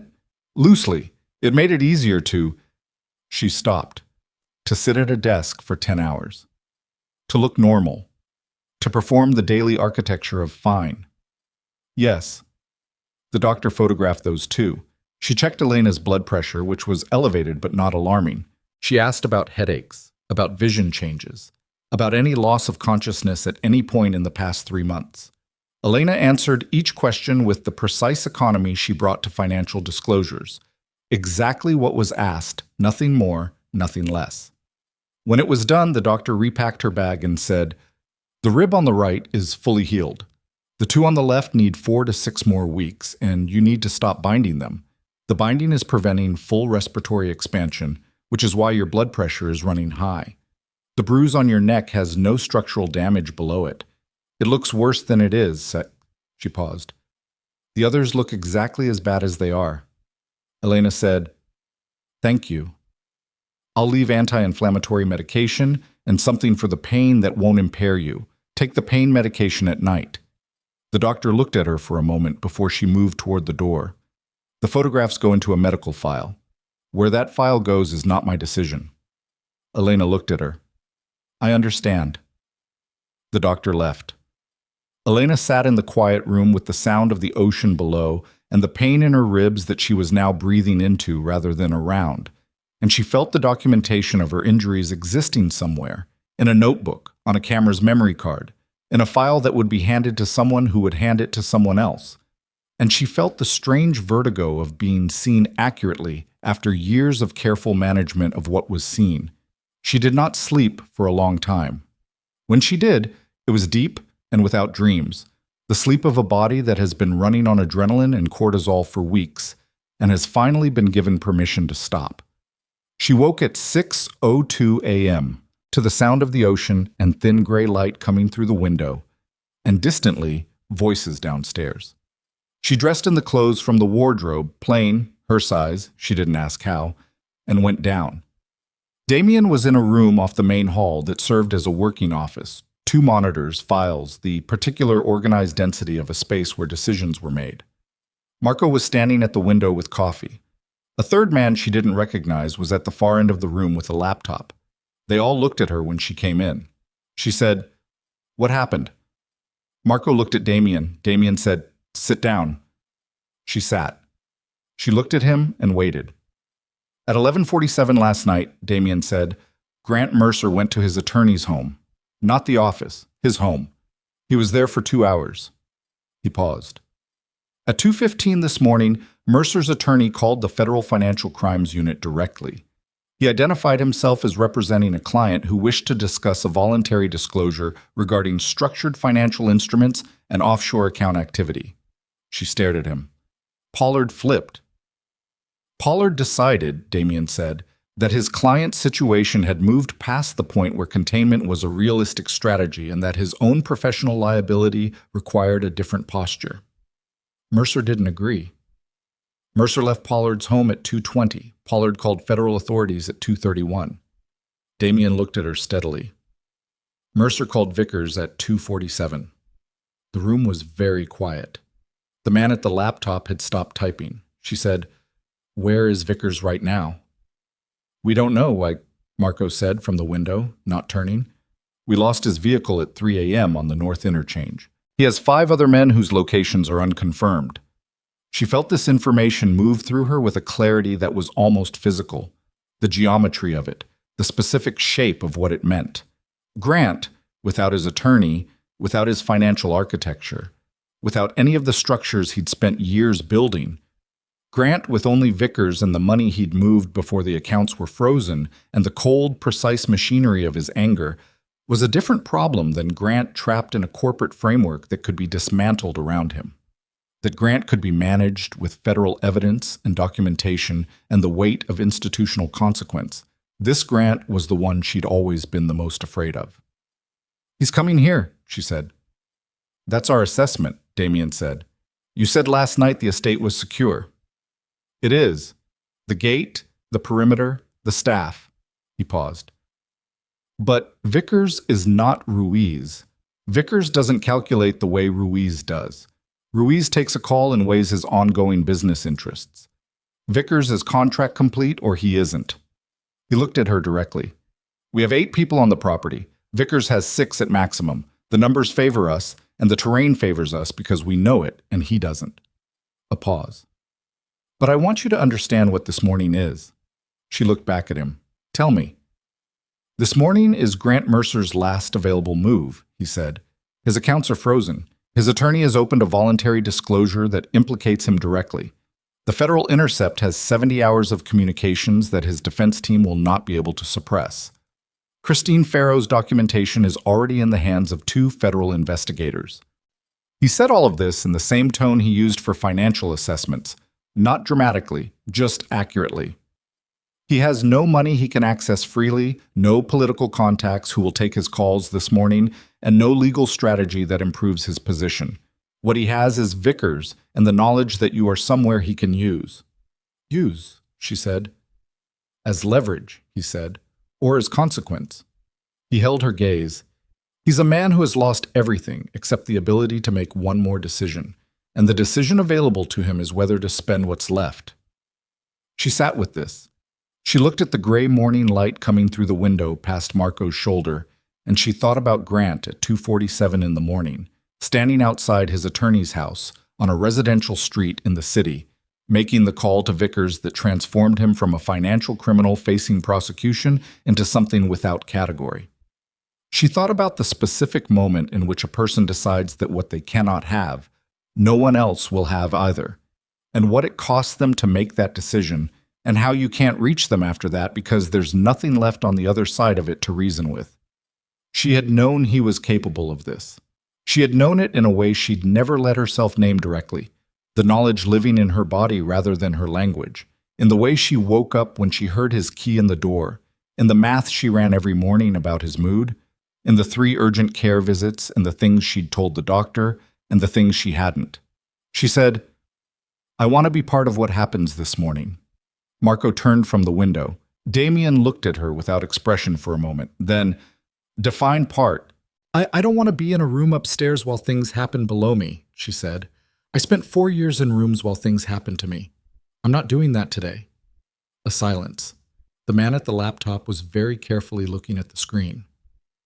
"You stay in this room," Damien said. "You stay away from the exterior and from the gate. If the situation moves inside the building, you go to the secure room on this floor. Marco will show you where, and you stay there until I come for you personally. And if you can't come personally," he looked at her, "I'll come personally." She believed him. She was mildly surprised to find that she believed him without effort, without the work of talking herself into it, the way she'd had to talk herself into believing things for years. It was simply true in the way that structural things are true, weight-bearing, reliable, present. "Okay," she said.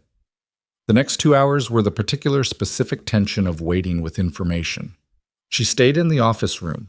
Damien's people moved through the house in pairs, checking positions, communicating through earpieces and voices too low to carry. Marco brought her coffee, and she drank it standing at the window looking at the estate grounds in the morning gray, the stone wall at the perimeter, the iron gate at the drive's entrance, the gravel court below, the scrub and rock running down to the water. At 8:19, Damien's phone went. He listened for 40 seconds and said, "Gate," and the morning changed. She didn't hear an engine. She heard the gate, the specific sound of impact, metal on metal, the kind that meant a vehicle had hit it rather than waited for it to open. And then voices on the perimeter, low and urgent, and then two things happened almost simultaneously. Marco was beside her saying secure room now, and from somewhere below and to the left came the sound of glass. She moved.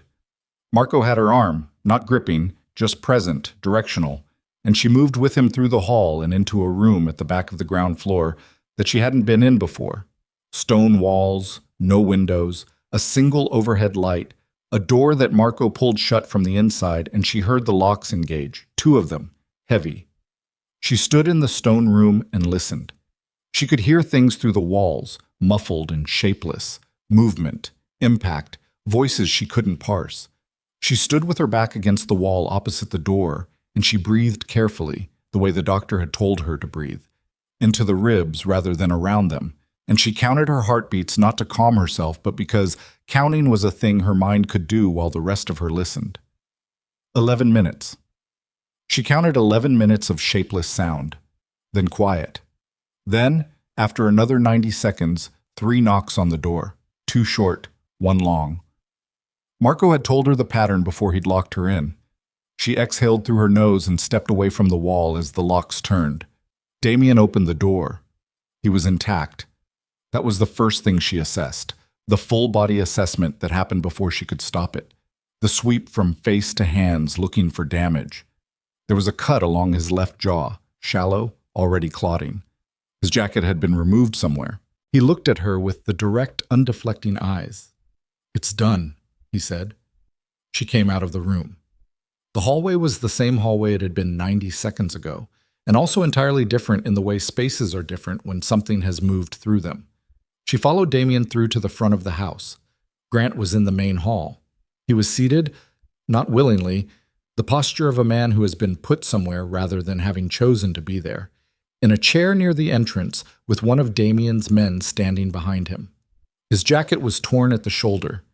There was blood on his temple, drying, from something that had made contact with his head. He was zip-tied but at the wrists. He looked up when she came in. She had imagined this moment, not deliberately, but the way the mind runs scenarios whether you authorize them or not. And she had imagined various versions of herself in it, afraid, triumphant, collapsed, vindicated. She had not imagined herself simply standing, looking at him, with the specific feeling of a person who has finished paying a very long debt and is looking at the final cleared balance. He looked smaller. She noticed this the way you notice a thing that's always been true, but that you needed a specific angle to see clearly. "Elena," he said. His voice was the quiet register, the controlled one. She heard it and felt, not the old response, the animal contraction, the immediate recalibration of herself toward the minimum surface area, but the absence of that response, which was its own kind of information. She said, "Don't." He looked at her for a moment. His jaw was tight. His eyes moved past her to Damien and then back. "You understand what you've done," he said. Not to Damien, to her. "Yes," she said. "Everything we had." "Don't," she said again. "Don't make a list of what we had. I know what we had. I know exactly what it cost and what it weighed and what it looked like from the inside, and I don't need you to describe it to me." His jaw moved. He looked at her with something she could not fully name. Not the anger she'd expected. Not entirely, but something underneath it. Something that had the texture of a man who is looking at the specific shape of his own loss and finding it larger than he'd calculated for. "You walked out," he said. "You walked out and gave access to everything I built." "I didn't give anyone access to anything," she said. "I manage financial structures. I know how to read the ones that are built to hide things. You built one for years, and you were never looked at because you were never important enough to look at, and then you became important in a way you didn't choose." She paused. "That's not my fault. That's the math catching up." He stared at her. "And the rest of it," she said, and she felt her voice change. Not louder, not softer, just different in a way that had nothing to do with performance. "The kitchen floor, the urgent care visits, the 4 years of reading your moods from the sound of your key in the door. That's already documented. It was documented before last night. She looked at him steadily. You didn't hurt me when I was careless. You hurt me because it was what you did. And there are photographs now and a medical file and a federal witness designation that means what I know and what I've experienced is on record in a way that your attorneys will not be able to suppress. Grant said nothing. The quiet in him had a different quality now. Not the controlled quiet of a man deciding, but the quiet of a machine that has run out of input. Vickers is in federal custody, Damien said from beside her, even. 2 of his people are with him. The others are secured on the property. He looked at Grant with the expression that was the absence of expression.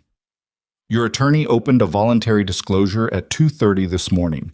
The Federal Financial Crimes Unit has been aware of your account structure since yesterday evening through an authorized intercept. You came here with 6 men and the property had 8, and you know the terrain and we do, so the math was always one-directional. He paused. You have no moves left. What you had last night, the ability to act before the window closed, is gone. The window closed approximately 40 minutes ago when Vickers was taken. Grant looked at him for a long moment. She watched his face during this, the specific work happening behind it, the processing. The man who had always been able to find an exit running the exits and finding them sealed. He looked back at her. You're going to stay with him, he said. That's not what today is about, she said. I want to know. What you want, she said, stopped being something I factor for. She said it without heat. It was simply true. The federal agents arrived at 9:47. 2 cars, 4 agents, the particular brisk efficiency of people who have been awake all night and are running on the momentum of an investigation that is reaching its resolution phase. They were professional and quick. They read Grant his rights in the main hall while she stood in the doorway to the office room and watched. And Grant said nothing during the reading, his eyes on the floor, and she watched the zip ties get exchanged for standard restraints and Grant get walked to the door and through it. At the door he stopped. One of the agents had a hand on his arm, but Grant stopped anyway, the way a man stops when he has one more thing and knows it's the last available thing, and he turned to look back at her. She looked back at him. He said, I didn't think you had it in you. She said, I know. He held her gaze for one more second. Then the agent moved him through the door, and she heard the gravel under feet in a car door, and she looked at the empty doorway for a moment before she looked away. Christine Farrow called at 11 that morning. Elena took the call in the office room, sitting at the desk, the gray morning having shifted toward pale winter sun that came through the window at a low angle and lay across the floor in a long rectangle. The voluntary disclosure covers approximately 60% of what we have documented, Christine said. His attorney is trying to minimize exposure through early cooperation. The federal team has the intercept, they have the bank compliance documentation, they have my submission, and they now have the statements from Vickers' people, 2 of whom have decided cooperation serves their interests better than solidarity. A pause. The DOJ is looking at 12 to 18 years on the financial charges alone. The domestic abuse documentation, the medical file, your statement when you're ready to give it, the urgent care records, that's a separate track, and it has its own momentum. Elena looked at the rectangle of light on the floor. When will they need my statement? When you're ready, there's no pressure on timing. The financial case stands independently. Another pause, this one with a different quality, less procedural, more human. Elena, I want to say, I know we haven't met. I know this has been... She stopped. I waited 16 months because I didn't have enough. I want you to know that if I had known about you specifically, I would have moved faster. Elena sat with this. You didn't know about me, she said. I didn't know about you. We were both operating in the same structure from different positions and we never connected. She paused. We connected at the right time. Yes, Christine said. I think so. They agreed to meet in 2 weeks when Christine's federal team had completed the initial evidence review and could provide Elena a full briefing on her witness status. Elena ended the call and sat in the quiet office with the winter sun on the floor. She stayed at the estate for 9 days. This was not planned. It became the reality of the situation in the way things become real, gradually, through the accumulation of small facts.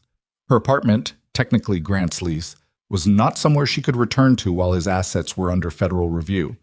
She had a sister in Portland she could call, and would call, but not yet. Not while the noise of the last week was still reverberating.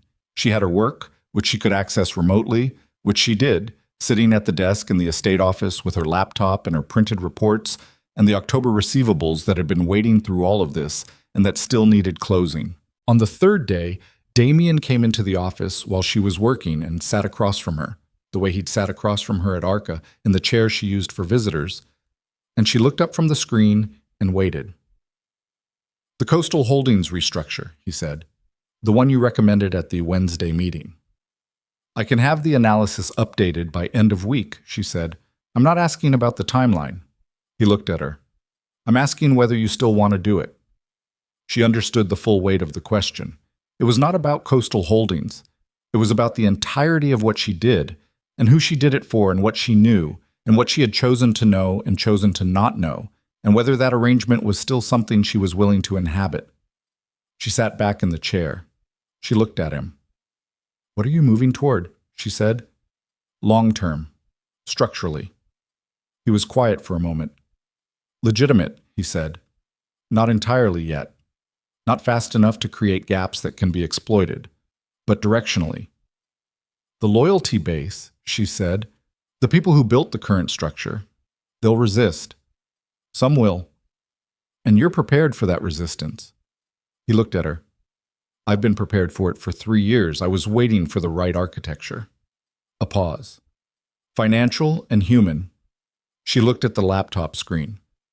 The Coastal Holdings file was open on it.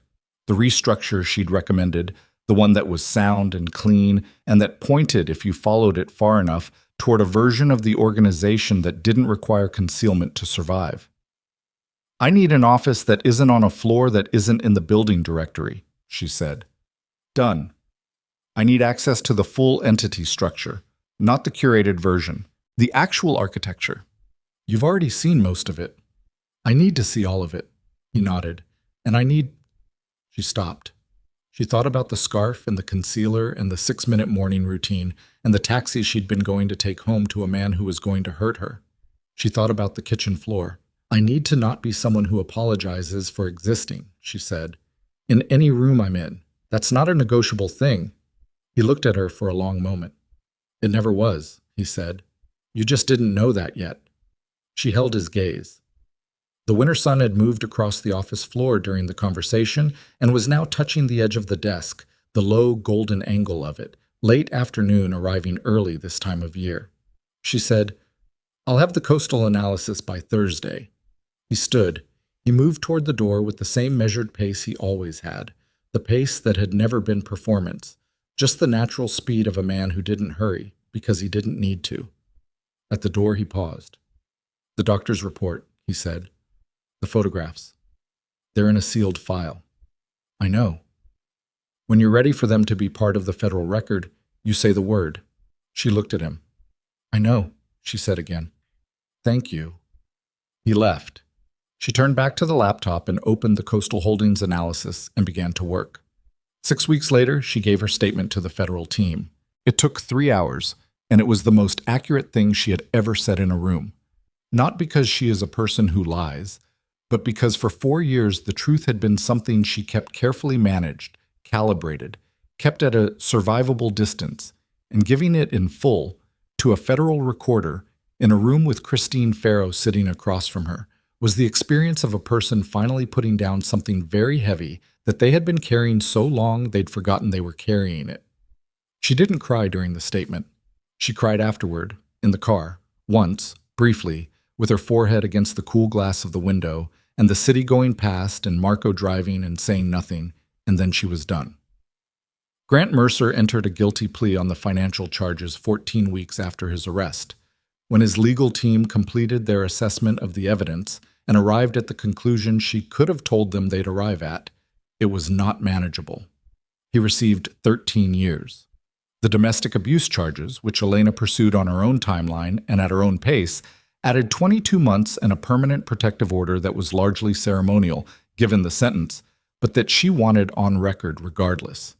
She moved into an apartment 3 blocks from Arca in November. Her own lease, her own name on the buzzer. A small building with good light and a super who said hello in the morning, and a kitchen where the only sounds were the sounds she made herself. She was there for a month before she stopped, every time she came home, doing the unconscious math on the mood behind the door.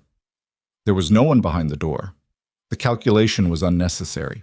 It took her body longer to learn this than it took her mind, which she supposed was accurate, the body being a slower and more stubborn kind of record keeper. She went back to work on the 3rd floor officially in December. Her name was in the building directory now. Elena Voss, Strategic Financial Director, Suite 301. Marco had marked the occasion by handing her a building keycard without ceremony, which was exactly the right way to mark it. The restructure of the Coastal Holdings entities was completed in January. 3 of the 9 entities were dissolved. 4 were restructured into legitimate holding vehicles with clean documentation. 2 were retained in their existing form pending further legal review. It was not a clean or simple process, and it created friction in the organization in the places Damien had predicted it would, and she navigated that friction with the same tools she'd always had: precision, patience, the ability to read a structure and understand where it was load-bearing and where it was decorative. The people who pushed back were the ones who had the most to lose from visibility. She documented their pushback and presented it to Damien without editorial, and he dealt with it, and she went back to the restructure. She was not naive about the organization. She did not perform naivety about it. She knew the history of it, and she knew that the direction Damien was moving in was not a clean rebranding, but a genuine and difficult structural transition, the kind that takes years and costs things, and is not guaranteed to succeed. She had chosen to be part of that transition because the alternative, returning to the kind of work that required not looking too closely, was no longer a version of herself she was willing to be. She called her sister in Portland in February, the first real call since before all of it. The call where she said the things she'd been not saying for years. Her sister cried. Elena sat in her apartment kitchen with the phone held against her ear and let her sister cry without managing it or smoothing it or apologizing for causing it, which was hard in a way she hadn't expected, the not smoothing. She sat with the discomfort of being cared about, and it was uncomfortable, and it was real, and she was grateful for it. In March, she stopped wearing the silk scarves. Not dramatically. She put them in a drawer at the beginning of the month, and she went to work without one, and nobody said anything because there was nothing to say. The bruises had been gone for months, the neck was just a neck, and she walked through the building in the morning and rode the elevator to the 3rd floor and did her job. On a Wednesday afternoon in April, she was in the conference room going through the Q1 entities review with Damien and Marco when Damien looked up from the document she'd placed in front of him and looked at her, not at the numbers, at her, with the expression that was the absence of expression, but that she had learned over months of proximity to read more accurately. It was not nothing. It was the face of a man exercising very precise control over what he showed, which was different from the face of a man who felt nothing. She looked back at him. The Q1 document was between them on the table, and Marco was professionally looking at his copy. She said, "The Meridian entity needs another 60 days before it's clean enough to present to the secondary investors." Damien looked at the document. 60 days, he said. Minimum. I want to be accurate rather than optimistic. Accurate is always the preference, he said. Marco turned a page. She looked at the Q1 numbers and felt, with a clarity that had nothing dramatic in it, the simple reality of the room. The table, the documents, the winter light through the glass walls, the 2 men across from her, the work in front of her that she understood and was good at and had chosen. She felt the weight of the last year as something she carried not as damage but as information, the way a building carries the memory of what it's held, the stress marks in the load-bearing walls that tell you exactly how strong it had to be. She turned to the next page of the Q1 review. Outside the window, the city ran its usual operations, the indifferent, unresting machinery of it, the grid of lives in the buildings, the sky doing what the sky does in April, opening up towards something longer and warmer with the slow indifference of a thing that has been doing this for a very long time. She breathed into her ribs and began to speak, and her voice was steady, and her hands on the document were still. And the woman who had once learned to make herself small enough to survive had put that skill down. Finally, completely, without ceremony, and replaced it with the original one, the one she'd had before, the one that was hers. She was not recovered. Recovery was a word that implied a return to something prior, and prior was gone. She was built from what had happened, which was different and harder and more accurate, and she worked with what was real rather than what was wished for. That had always been, when she was honest about it, her actual skill. She went back to the numbers. Damien listened. Marco took notes. The meeting ran until 4, and when it ended, she gathered her documents and walked back to her office and sat at her desk in the room that had her name on the directory, and she opened the next file, and she continued. The sentence Damien had left unfinished the night before completed itself in the dark. She lay in the bed on the second floor and stared at the ceiling and heard it finish without him needing to say it. Men who know a window is closing act before it closes. She had gone to sleep knowing this and woken up knowing it, and the knowing had not become less sharp for having been slept on. If anything, the night had compressed it, the way cold compresses a wound. Everything tighter, more defined, the edges cleaner and more painful. She was dressed before 6. The house was already awake around her in the specific way of a place where the people inside it are operating on threat assessment rather than routine. The movements quieter than normal, more deliberate. The stillness between sounds, a different quality of stillness. She came down the stairs and found Marco in the ground floor hallway with coffee and an earpiece and the expression of a man who had not slept. "Where is he?" she said. Marco looked at her. "Damien's in the operations room. I mean Grant." A pause. "His vehicle was tracked to the north interchange at 1:15 and lost at 1:40. We have a 12-mile radius of uncertainty." She took the coffee. "What does Dex say?" "Dex says Vickers knows this coastline. He had a client 3 years ago who owned property on the Harbor Road. He's done site work here before." She drank the coffee standing in the hallway. It was too hot, and she drank it anyway, feeling it move through her chest. And she thought about Vickers knowing the terrain, and she thought about the 12-mile uncertainty radius, and she thought about what Damien had said the night before. This morning is Grant Mercer's last available move. She believed this. She also knew that a last move made by a man with nothing left to calculate for could be the most dangerous kind, because it was no longer subject to the cost-benefit analysis that made most dangerous men predictable. Grant had stopped being a man with a strategy. He was now a man with a decision. She followed Marco to the operations room at the back of the ground floor. It was a room she hadn't been in before. Stone walls, no windows, a long table with 3 monitors and a communications setup that was more substantial than what you'd expect in a private residence. 2 men she didn't know sat at the monitors. Damien stood at the far end of the table, looking at a map on the center screen. He glanced at her when she came in, at her face, at the coffee cup, at the fact that she was dressed and alert at 6:10. He said nothing about any of it. "The perimeter check at 5:40 came back clean," he said. "Both gates, the seawall, the north face.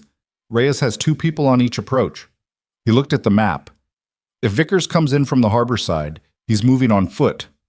The road approach requires going through the main gate or the service entrance, both covered." "He'll come from the seawall," she said. Both Damien and Marco looked at her.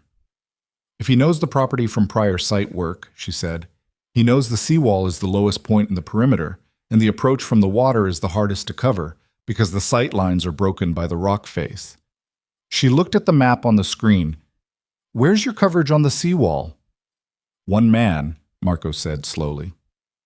"That's the entry point," she said. 2 men minimum. And if Vickers has done site assessment, he already knows the layout of the ground floor from whatever schematics his prior client would have had access to through the property management records. She looked at Damien. "You need to pull people from the north face. The north face is the obvious approach, and it's what he wants you to cover." Damien looked at her for a moment. Not the assessing look, not the withholding look. Something more direct than either. Then he turned to Marco and said, "Redistribute.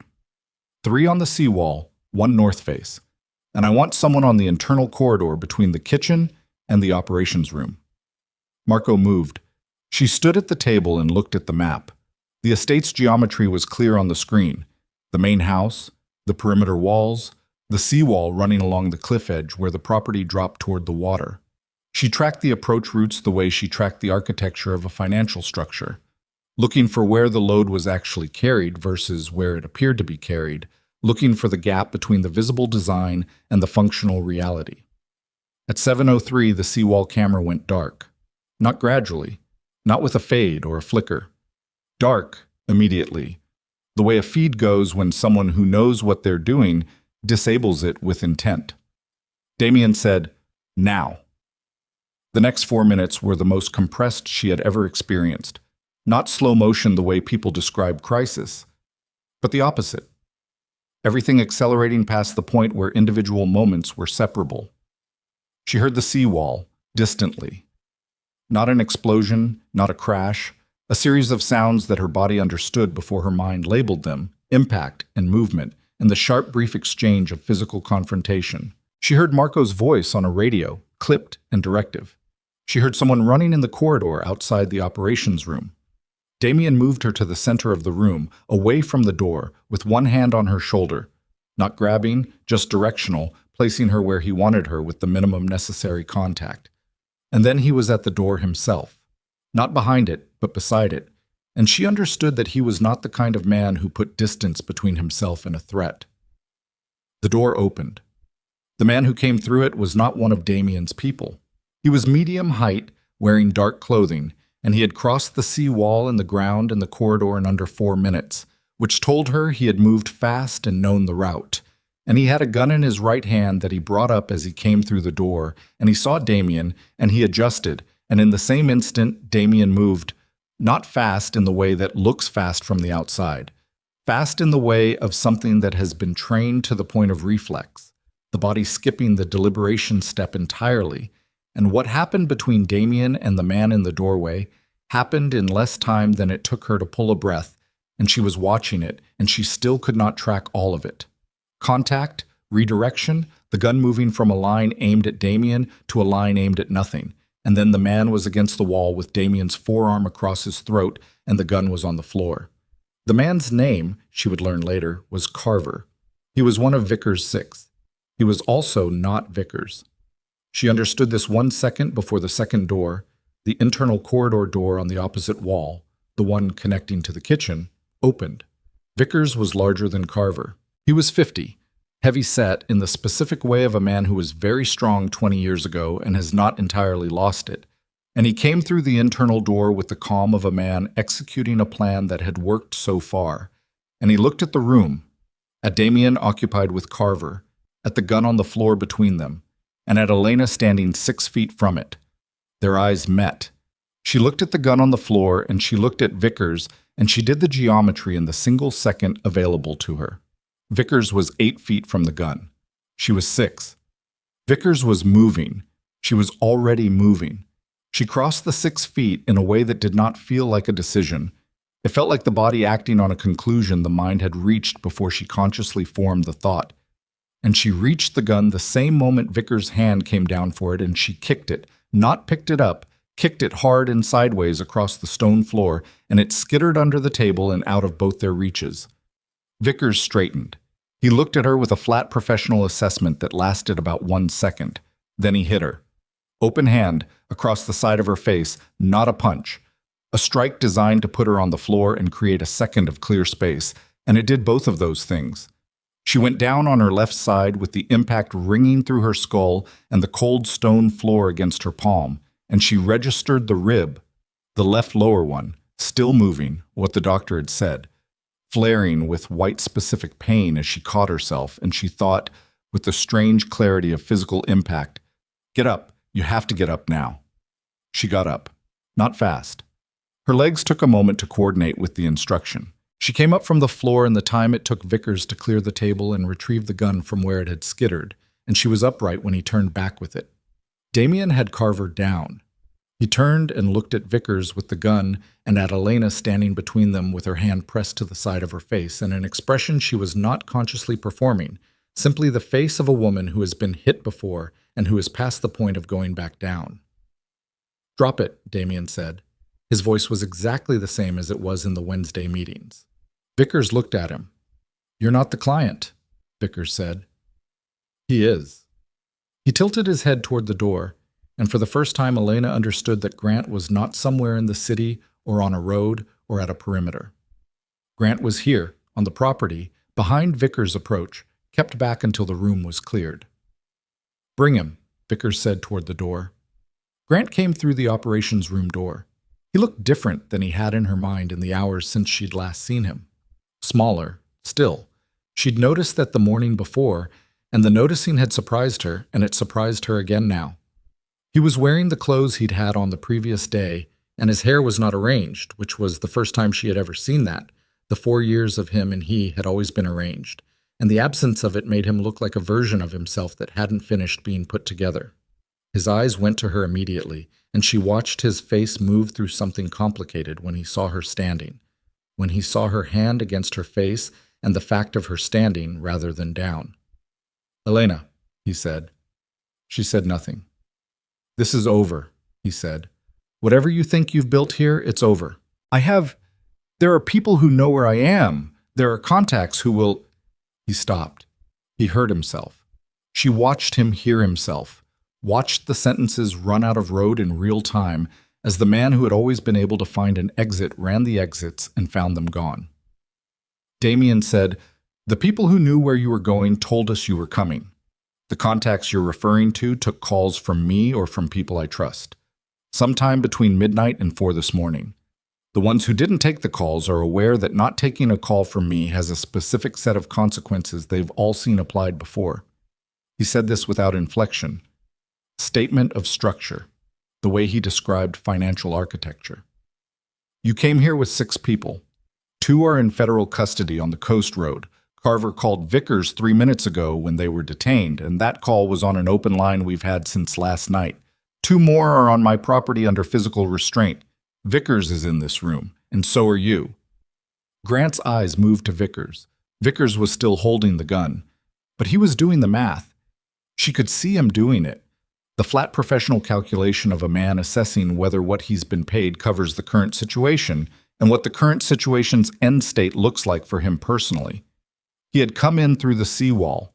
He had disabled a camera and crossed ground and gotten through an internal door, and he was standing in a room with a gun and his client, and what he had expected to find was a woman alone, and what he had found was something else entirely, and the math was not resolving in a direction that made the remainder of the contract rational. Vickers, Grant said. Vickers lowered the gun. Grant stared at him. I'm done, Vickers said. Flat, professional. I'm done with this contract. He set the gun on the table and stepped back from it with his hands visible and looked at Damien with the expression of a man presenting himself for whatever the next procedural step was, because the procedural step was preferable to the alternative. Grant turned back to Elena. She watched his face do something she had never seen it do in 4 years. She watched the architecture of it fail, not dramatically, not in collapse, in the specific way of a structure when the load-bearing element is removed, a slow settling, the expression of a man who has run out of everything he used to be and is standing in the remainder. Why? He said. Not anger, not strategy. It was the rawest thing she'd ever heard him say. The single syllable of a man who genuinely does not understand how this happened to him, because he has never once considered that the people he hurt were also people who were building something, however quietly, however slowly, however invisible to him. She looked at him for a long moment. Because I was worth more than you decided I was, she said, and eventually I started to know that. He said nothing. There was nothing left in him to say. The federal agents arrived 18 minutes later. Elena stood in the operations room and watched through the doorway as Grant was walked through the main hall, and she noticed this time that she was not watching for something in his face, not for permission or for the temperature of his mood or for the calculation of what she needed to do differently. She was simply watching, with the clear, unaffiliated attention of a person observing something that is happening and that concerns her, but that is no longer inside her. Marco was beside her. He handed her a cloth with ice in it, wordlessly, and she pressed it to the side of her face and said nothing, and he said nothing, and they stood together in the doorway. When the last federal vehicle moved down the gravel drive and through the gate, Damien came back into the house. He stopped in front of her and looked at the cloth against her face. He looked at it with the expression she had learned to read, the controlled one, the face of a man exercising precision over what he showed, and she could see what it was controlling. "I'm all right," she said. "I know." He looked at her. "You kicked the gun. It was closer to me." "Elena." "It was a reasonable tactical choice given the geometry," she said, and heard herself and almost laughed, which surprised her. The laugh arriving not as hysteria, but as something genuine, the body's response to having survived something and being allowed, briefly, to acknowledge it. Damien looked at her for a moment. Then something happened on his face that she had not seen before in 2.5 years of working across tables from him. Not a smile exactly, but the precursor to one, the brief softening of the controlled architecture, there and then managed back. "Sit down," he said. "The doctor's coming back." She sat. Dr. Reyes arrived at 9. The strike had raised a bruise along Elena's left cheekbone and caused a mild concussion, mild enough that the doctor wanted her still and awake for the next several hours rather than sleeping, and prescribed ibuprofen and cold compress, and the specific rest of someone who is not to make complex financial decisions or drive a vehicle. She sat in the main room of the estate with the cold compress and the winter light coming through the windows, and she looked at the ocean below the cliff, visible from the main room's south-facing glass, and she let herself be still in a way that was new, not the managed stillness of concealment, not the held-breath stillness of monitoring Grant's movements, but the stillness of someone who has nothing left to brace against. It was uncomfortable. She had been braced for so long that the absence of it felt like missing a wall she'd been leaning on. She sat with the discomfort, and she breathed into her ribs, and she did not fill the quiet with management. Christine Farrow called at 11. Elena took the call, and Christine's voice had the quality of someone who had been awake all night watching a situation resolve and was now on the other side of it, in the particular calm of exhaustion after tension. She confirmed the federal custody. She confirmed the intercept record. She said the voluntary disclosure Pollard had opened in the night had become, by morning, a full cooperation agreement. Pollard's own legal exposure from 18 months of advising on structures he knew were problematic had made full cooperation the only rational posture. "He's not going to see anything but courtrooms for a long time," Christine said. Elena looked at the ocean. "How long?" "Financial charges alone, 12 to 15. The rest—" A pause. "That depends on the statement. When you're ready." "I'll be ready," Elena said. After the call, she sat in the quiet for a while. She thought about the statement, about the work of saying it accurately and completely, all of it, in a room with a recorder and a federal attorney, and the weight of the documentation already built around it. She thought about it not with dread, but with the particular purposefulness of a person who has identified something that needs to be done and is working out the process for doing it correctly. Damien came into the room in the early afternoon. He sat across from her, not at the far end of the room, but in the chair nearest to where she was sitting, and he looked at her face, at the compress, at the bruise developing beneath it, at whatever her expression was doing, and she looked back at him. "I want to talk about the restructure," she said. He looked at her for a moment. "You have a mild concussion. The coastal entities have been waiting for 3 weeks. The doctor said no complex financial decisions, but I've been running these numbers long enough that they're not complex to me. They're just—" She stopped. "I need to work," she said. "It's not avoidance. I know what avoidance looks like for me, and this isn't it. I need to work because work is the thing that's mine, and I need to be in something that's mine right now." He held her gaze. "The coastal restructure," she said. "Talk me through what you need the end state to look like. I'll have a plan by Thursday." He looked at her for a long moment in the way he looked at things he was deciding, fully, without the performance of deliberation, just a man taking time to be accurate.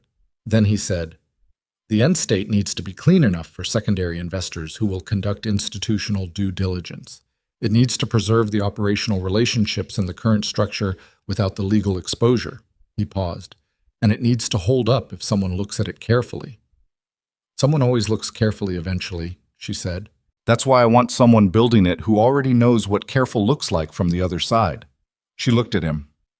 The afternoon light was moving across the floor between them. Outside, the ocean was doing what the ocean did. Constant, indifferent, the long unbroken work of it against the rock. "I want a title change," she said. "To what?" "Strategic director, not financial controller. What I do isn't control, it's architecture." He said, "Done." She nodded once. She looked at the ocean. "And I want the full entity map. Every layer, no curated version." "You've earned the full map." "I earned it 2 years ago," she said. "I just didn't ask for it." Something moved across his face. Not the controlled subtraction, the thing underneath it. She had been learning to read that thing for months, the real expression beneath the managed one, and she was getting better at it. "Yes," he said. "You did." The afternoon went quietly. She worked from memory on the coastal structure, running figures in a notebook with a pen because her laptop was upstairs and she didn't particularly want to go upstairs. And Damien sat in the room and read documents and answered calls in the low voice he always used, and did not perform the role of watching over her, and also did not leave. The room held both of them with the particular ease of people who had learned to occupy the same space without filling it with noise. At 4:30, she put the notebook down and looked at what she'd built on the page. The skeleton of the restructure, the load-bearing elements of it, the places where the current architecture was decorative rather than functional. It was good work. She knew it was good work the way she'd always known, before Grant, before the 4 years of diminishment that had tried to make her unsure of the things she was most sure of. She had not let it take that. She saw this clearly now, looking at the notebook page with the afternoon light on it, in a room above the ocean at the end of the worst and most honest week of her life. She had held on to this one thing.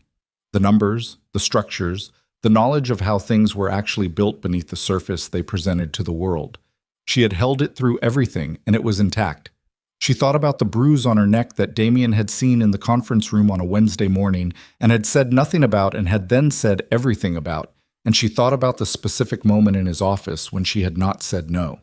She thought about all the choices in the chain from that moment to this one, her choices, his choices, Christine Farrow's choices, Grant's choices. The choice she'd made on the floor of the operations room to get up when getting up was not the easy thing. None of the choices had been clean.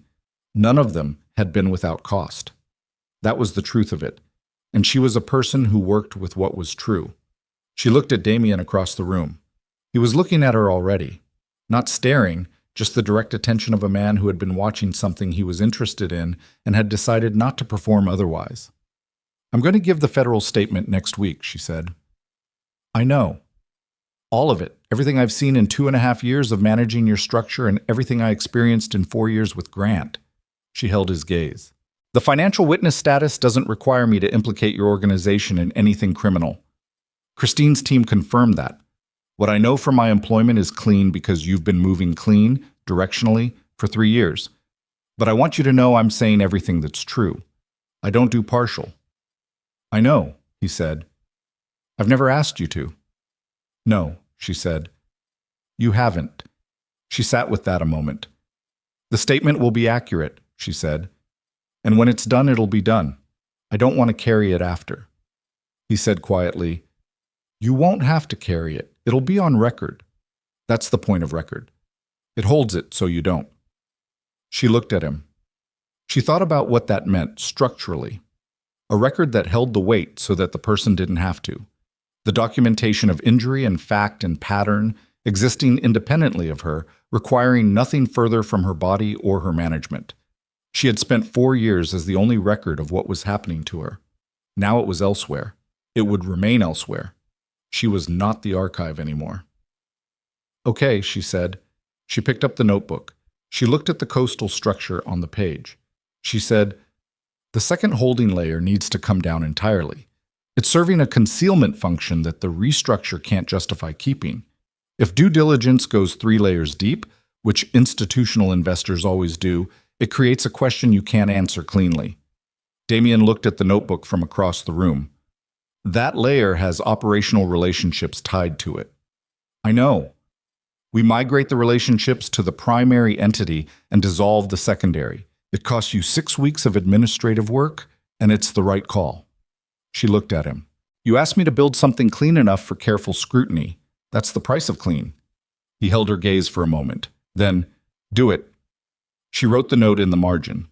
The pen moved across the paper in the afternoon light, and the ocean moved outside the glass. And somewhere in the city, in a federal holding facility, Grant Mercer was in a room understanding that the window he'd tried to act through had been closed from the other side. And Vickers was in another room being processed with the flat professional resignation of a man who had bet on a contract and lost.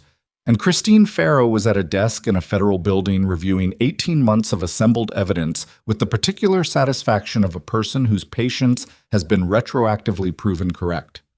And Elena Voss was in a room above the ocean with a notebook and a pen and a bruise on her cheek that was going to fade. And she was working. She would stay at the estate for 9 days in total. Not because she had nowhere to go, but because the 9 days were what they were. The specific time it took for her to stop listening for threats in ambient sound, for her body to stop running its constant threat assessment of every environment she occupied, for the sleep to come clean and deep rather than shallow and monitored. She did not rush the 9 days, and she did not artificially extend them. They were what they were, and then they were over. She gave her federal statement on a Tuesday, 3 hours and 12 minutes. She said everything that was true. The financial architecture, the account structures she'd observed, the domestic record, the urgent care visits, the kitchen floor, the specific taxonomy of what 4 years with Grant Mercer had cost her, and what it had failed to take. She said all of it in the measured, precise voice she brought to things she understood completely. And when the recording ended, she sat in the federal office and felt the statements existing outside her, in the record, held by something more permanent than her own memory.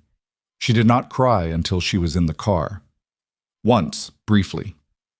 Marco drove and did not comment, and handed her a water bottle without looking away from the road. She drank it and looked out the window at the city, and she was done. Grant entered a guilty plea on a Friday, 14 weeks after his arrest. 13 years. The domestic charges added 22 months. A protective order was issued, and she didn't need it in the practical sense, and she asked for it anyway, because the record was the record, and the record should be complete. She moved into her own apartment in November.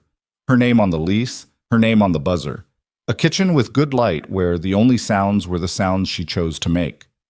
She bought a coffee maker that she selected herself, not inheriting it from any prior arrangement, and she made coffee in the morning and drank it standing at the window looking at the street below and the particular quality of the city at 7 a.m. The first people out, the light still low, the day not yet accumulated into noise. She was not fixed.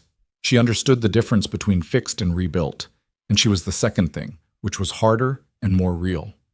She noticed some mornings the old reflex, the listening for something behind a door that was her door and behind which there was nothing to assess. She noticed it without fighting it, acknowledged it the way you acknowledge a scar when you brush against it, and she made the coffee and went to work. The restructure completed in January. 3 entities dissolved, 4 restructured, 2 retained pending review. Marco filed the documentation and the primary entity's clean audit came back in February, and she put the audit report on Damien's desk with a single page of summary notes, and he read it and looked up and said, "Accurate." "Always," she said. She was Strategic Financial Director. Her name was in the building directory on the 3rd floor. She attended the Wednesday meetings, and she delivered the reports, and she asked the questions that needed asking, and she did not perform smallness in any room she occupied because it was no longer a performance she was willing to give. On a Wednesday in April, she was in the conference room, and the meeting ended, and the others filed out, and she stayed a moment, gathering her papers with the April light coming through the glass walls. She heard Damien still in the room behind her, and she finished gathering her papers, and she turned. He was looking at her, just that. The direct, unmanaged look. The one she had learned over months to read as the real thing beneath the controlled surface, the expression of a man who has decided to stop subtracting. She looked back at him. The conference table between them, the papers in her hand, the spring light in the room. "Thursday," she said. "The Meridian Review." "I'll be here," he said. She nodded. She walked to the door. At the door she stopped. Not for anything particular, not for anything performed, just the ordinary pause of a person who is somewhere and is about to be somewhere else and takes one moment between the two. She felt the room behind her, the man in it, the work in her hands, The building around her with her name in the directory. The city outside the glass, running its operations, unresting and indifferent in the way of things that do not need your participation to continue. She felt herself, the full dimension of herself, the part that had survived and the part that was new and the part that was neither, but was simply present, here, in this body, in this room, in this particular Wednesday of her life. She walked out. Her heels were even on the floor. Her hands were still. The elevator opened and she stepped in and she rode down to the second floor and walked to the office that had her name on the directory and sat at her desk and opened the next file and continued.